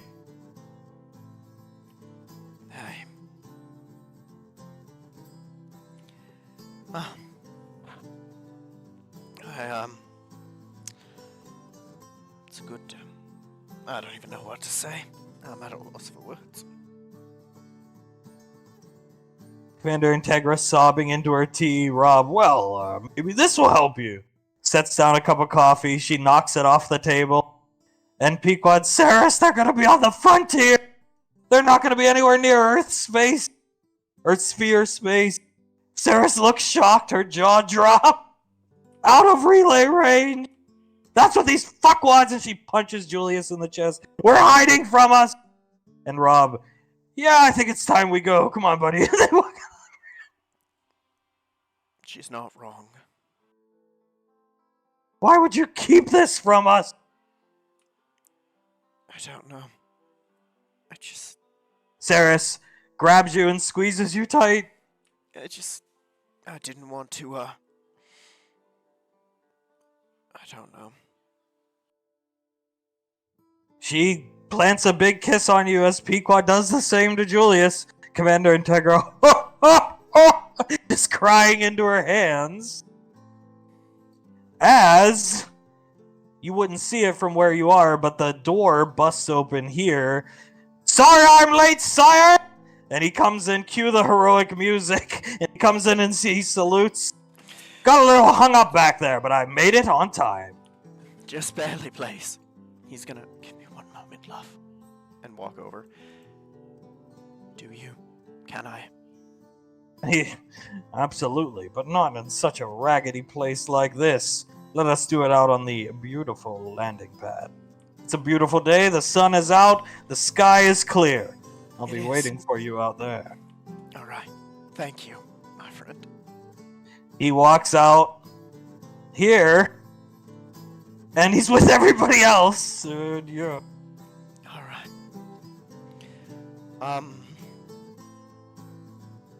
Well, he looks at his computer. Gods, there's never enough time. I'm sorry I didn't tell you, Saris.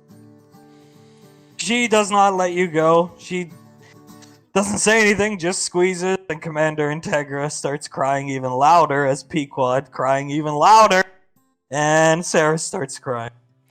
And now it's the trio of cries. Holding her head. I know.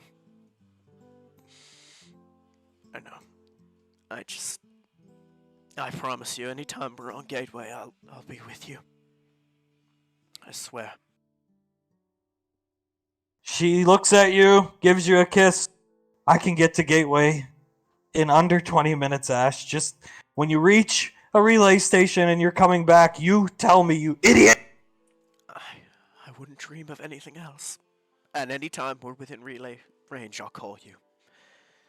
Commander Integra, I should have lied on your field reports and said you were terrible. They did the same with Hunk. They took him from me. Those bastards. I should have said you were horrible. I should have lied. And Pequod, now it's your fault. It's nobody's fault. They'd have found out one way or another. Me and I should Julius. have barred you from the EarthGov games. I knew it. We're too stupid to do badly, ma'am. It would reflect badly on you. Should have never sent you to Lazuli. She's regretting every decision she ever made. If you hadn't sent us to Lazuli, we all would have... all three of us, points at Julius, himself, and Saris, would have died. She doesn't say anything as the door opens and Icy comes in. One way or another, it's time. Okay. You're going or you're not.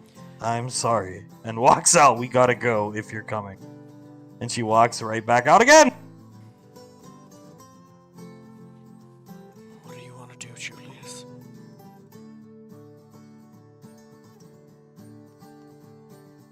I want to go. Just so I can show that goddamn Arcane Council fuckhead, cactus up his ass, bald-headed, British bastard exactly what we can do and that we were supposed to be on Alpha Niner. Commander Integra, hearing this, grabs Saris and starts walking out as they both sob together. Looks up, you're goddamn right. Like I said, he's gonna get his. And we're gonna give it to him. Pequod crying in Julius's shoulder. Julius picks her up for probably the last time in a very long while. Let's go show them that you don't need magic to be amazing at your job. Let's go show them exactly what tech can do, yeah? No, not tech. Let's show them what people, what heart can do. Because that's where your strength comes from, and that's where mine comes from. Agreed. Alright. I'll leave you to a moment, and walks up. Pequod's just crying. It's gonna be okay, sweetie. And he's gonna pet her head and start walking up. Alrighty. Take her up. You can put yourself wherever you want to be. She's right here. Blaze is standing with his arm around Icy, who's just looking at the ground, shaking her head. Blaze opens a compartment on his chest. For you, presents you the ring. Thank you. Thank you. Alright. Walks up to Saris. Before we go, Saris,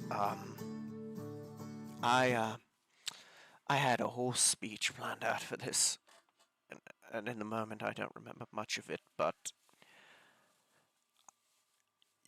I've already told you you're the best thing to have ever happened to me. I don't even know what to say.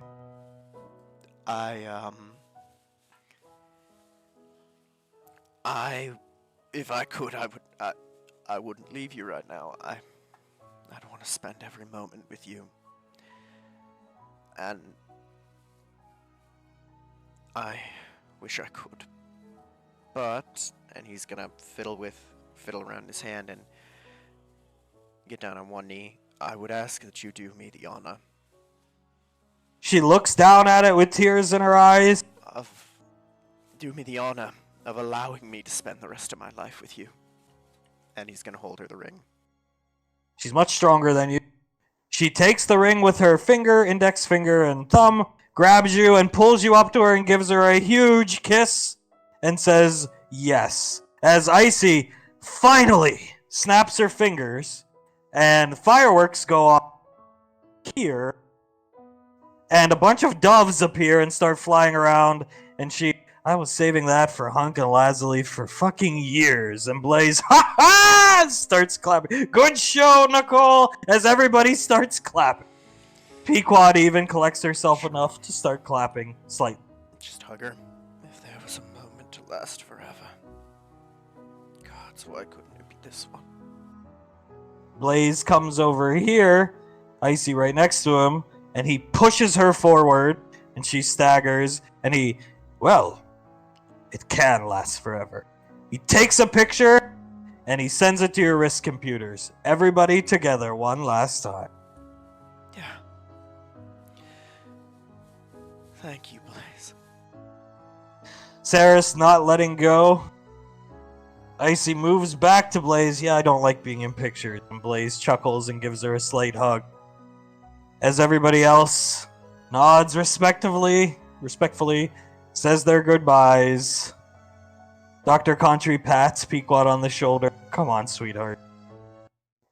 Pequod looks at you, Julius, one more time, gets out of your arm, gives you one final hug and kiss.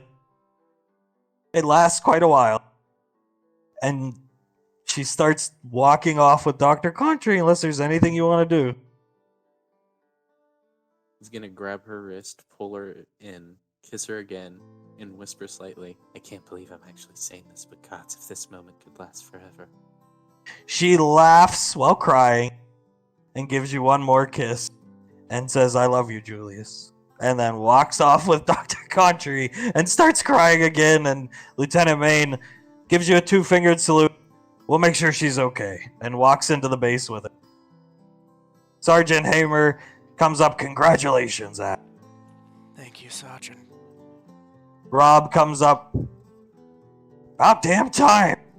It is. I had to grow a pair eventually, right? The other guards leave with Thomas, And Rob, perfect moment, waiting for this one to be here. Can you do that again? And Icy, there's a cooldown, so to speak. And anyway, goodbye, guys. And he shakes Ash's hand and goes to shake Julius's hand. Julius shakes it. It's been a real one. I'll try to get posted on Gateway as a guard. I know things are different, but if there's anywhere I can see you, it'll probably be there. I hope to see you there. And he walks off. Disappearing into the base. Sergeant Hamer salutes you guys. Make me proud. Make us proud. And he walks off. Commander Integra. Now I have so many reasons to cry. Come on, Saris. She's pulling Saris away. Anything you want to do? Pull her and kiss her one more time. I swear. I'm gonna save every bit I can. I'm gonna give you the wedding you deserve when we get back. Saris kisses you. I'll hold you to that, Ash. You better. Gods, I love you. Commander Integra walking away, crying. Oh, fuck it! Comes and hugs Julius. Gives him the biggest hug. I'm going to miss you. You were such a miscreant when you first came here. And look at you now. Nothing can stop you. Yeah, I might be a miscreant for our new commanding officer, but never you. Never Please be a miscreant for that moron.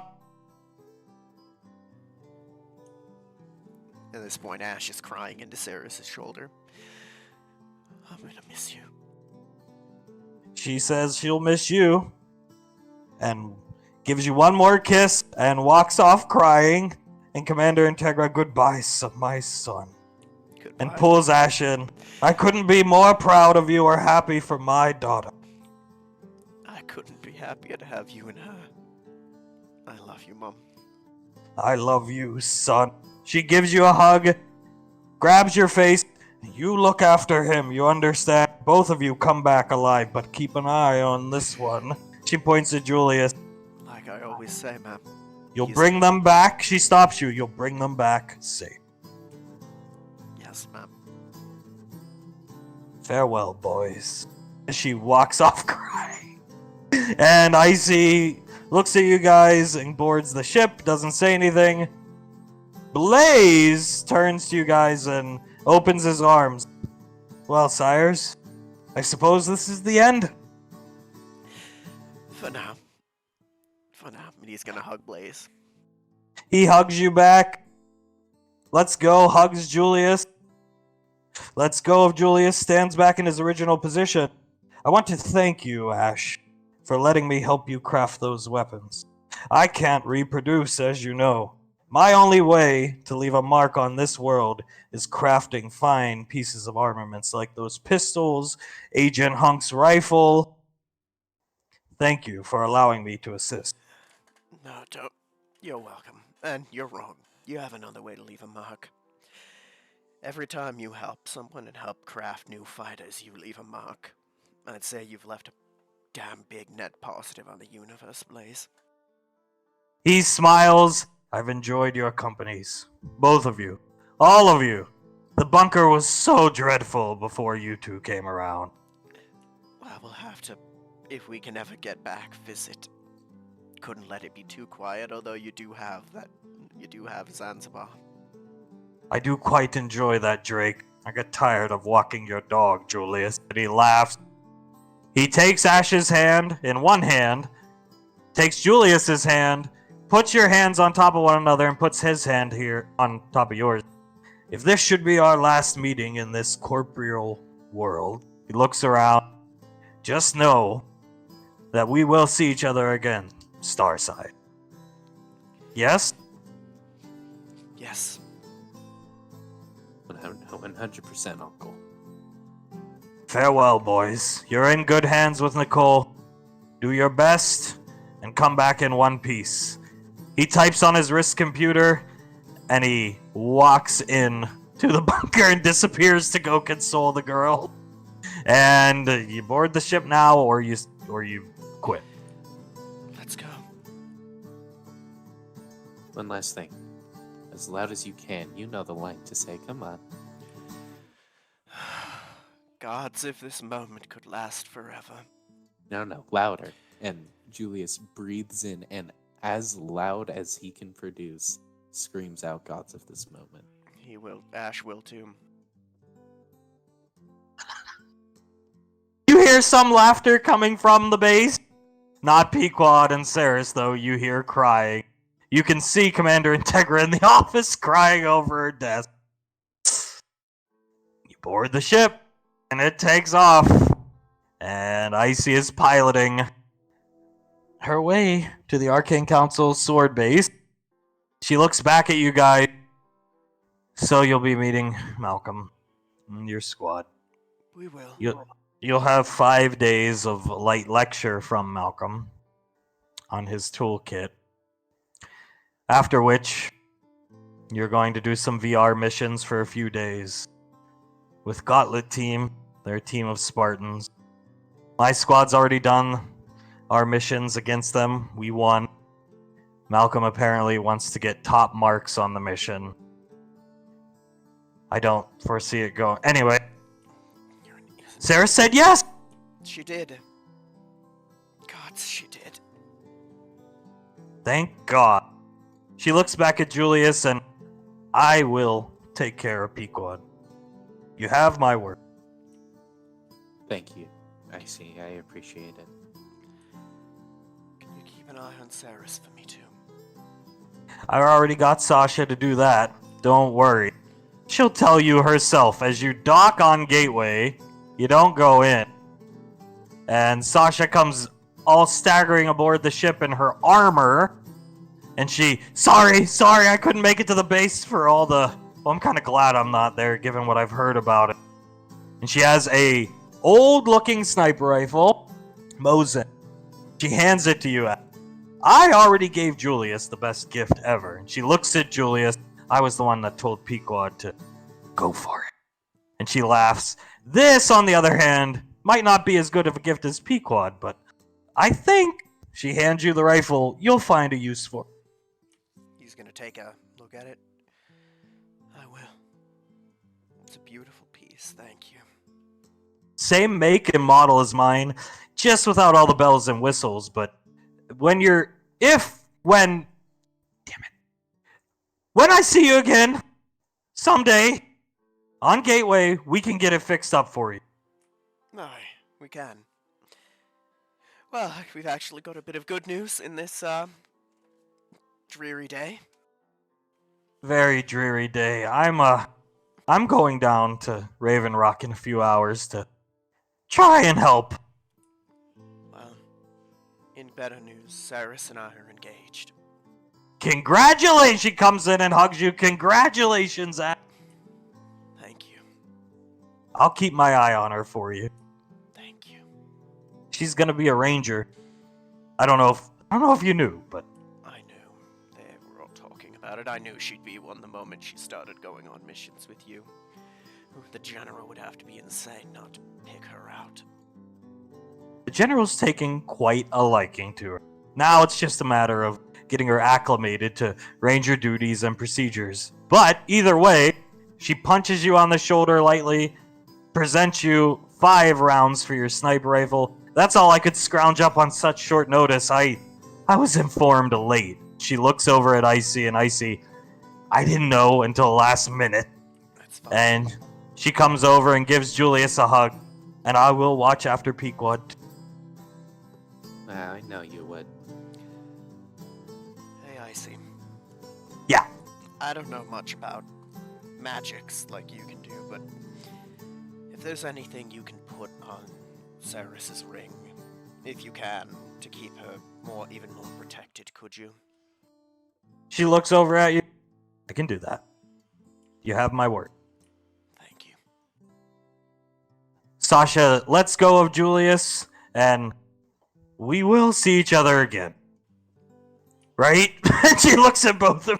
Of course we will. Like we said, he can't keep us on the frontier forever. Eventually it needs to refuel. He should have been a ranger if he wanted to go on the frontier. Though from what I heard, he probably couldn't have passed the training. Oh, by the way! And she hands you both a bag of potatoes just for you. Thank you. Make him last, right? She shuffles. Goodbye, guys. See you when I see you. She walks out.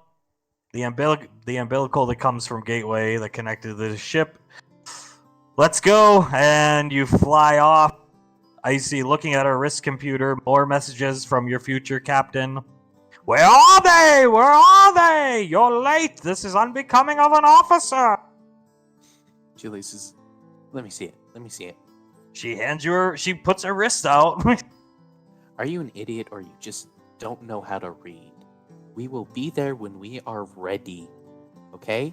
You can't command us to do what needs to be done. It isn't in our control.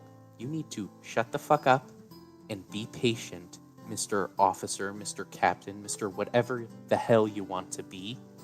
Shut up. A message comes through. I'm going to be a colonel. Yeah, right. Ice. Keep me from shooting him when we get there. She closes her wrist computer. Yeah, I was just gonna ask, do you want me to accompany you when you meet him, or...? I want you there because if you aren't, I might kill him right then and there. I'll be there then. Though I don't want to be, at this rate. He'd get... That would... He deserves that. As she kicks in the hyperdrive, you make it to Sword Base. And you find yourselves here. Icy walking behind you, arms crossed. These individuals here. See a group of Spartans talking amongst themselves up here. And this individual here, you hear him say, okay, down the hall and to the right, the lecture room is there. And this guy walks off. This person walks off. You see an exoframe that walks off. And this person comes up here. And he, finally, I've been waiting. Looks up. Captain Chili, Icy, whatever your name is. They're part of my squad. They don't need to be babysat. Leave. They're not on your squad. And you hear Icy mumble, moron. Make her leave. We want her here. He looks up at you. Come down here, boys. And she, yeah, let's go down. She comes down and gestures for you guys. She points up to the Spartans. That's the Spartan team you'll be doing VR training again. Understood. They look down at you and they wave and nod. They're, nice to you. Back waves. He's standing away, and that will be all, Captain, please. I will take it from here. I am top of my class. And you see her reach for her blaster pistol, and he, ho-ho! And she, I'm always a phone call away.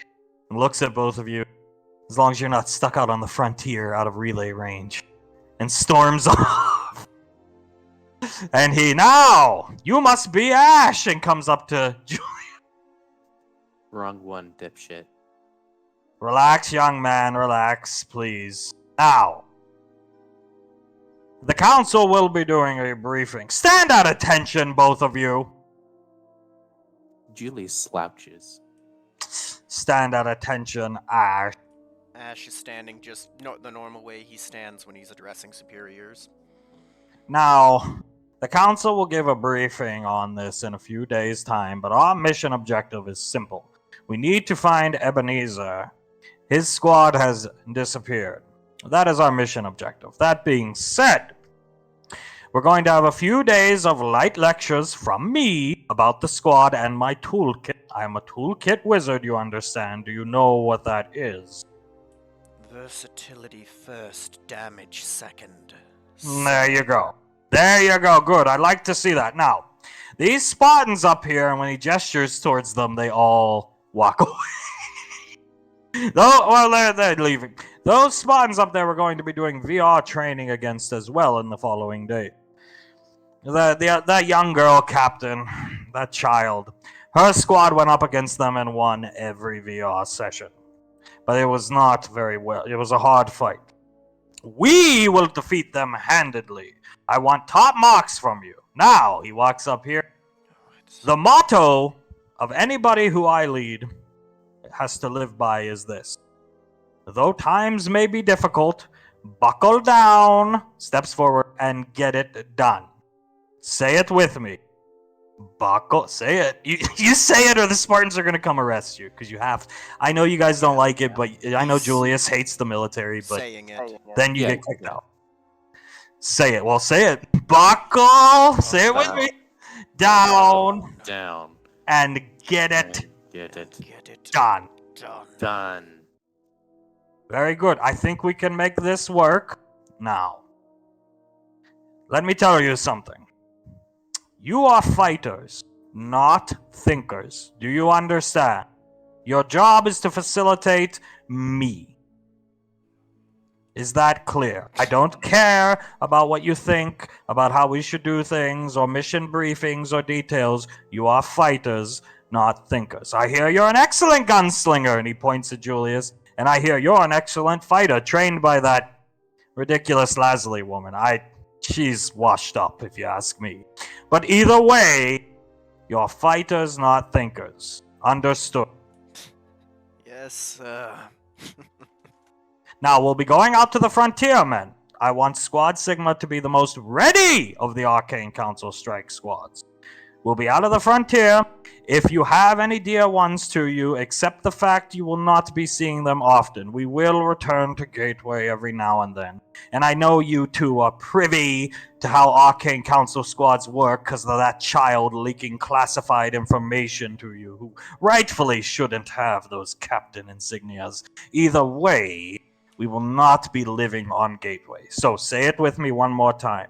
It's hard. I know you'll miss your loved ones, your mothers, your sisters, whoever you have. But buckle, say it with me, Ash and Julius, buckle down Down. and get it done. Get it done. Now strap your boots on, Julius and Ash. Ash, he points to the door. Get the door for me. yes, sir. As he opens it, trying not to have his hands reach for his belt. Come on, Ash or Julius, whatever your name is. Let's go. And you walk in, and we'll cut there.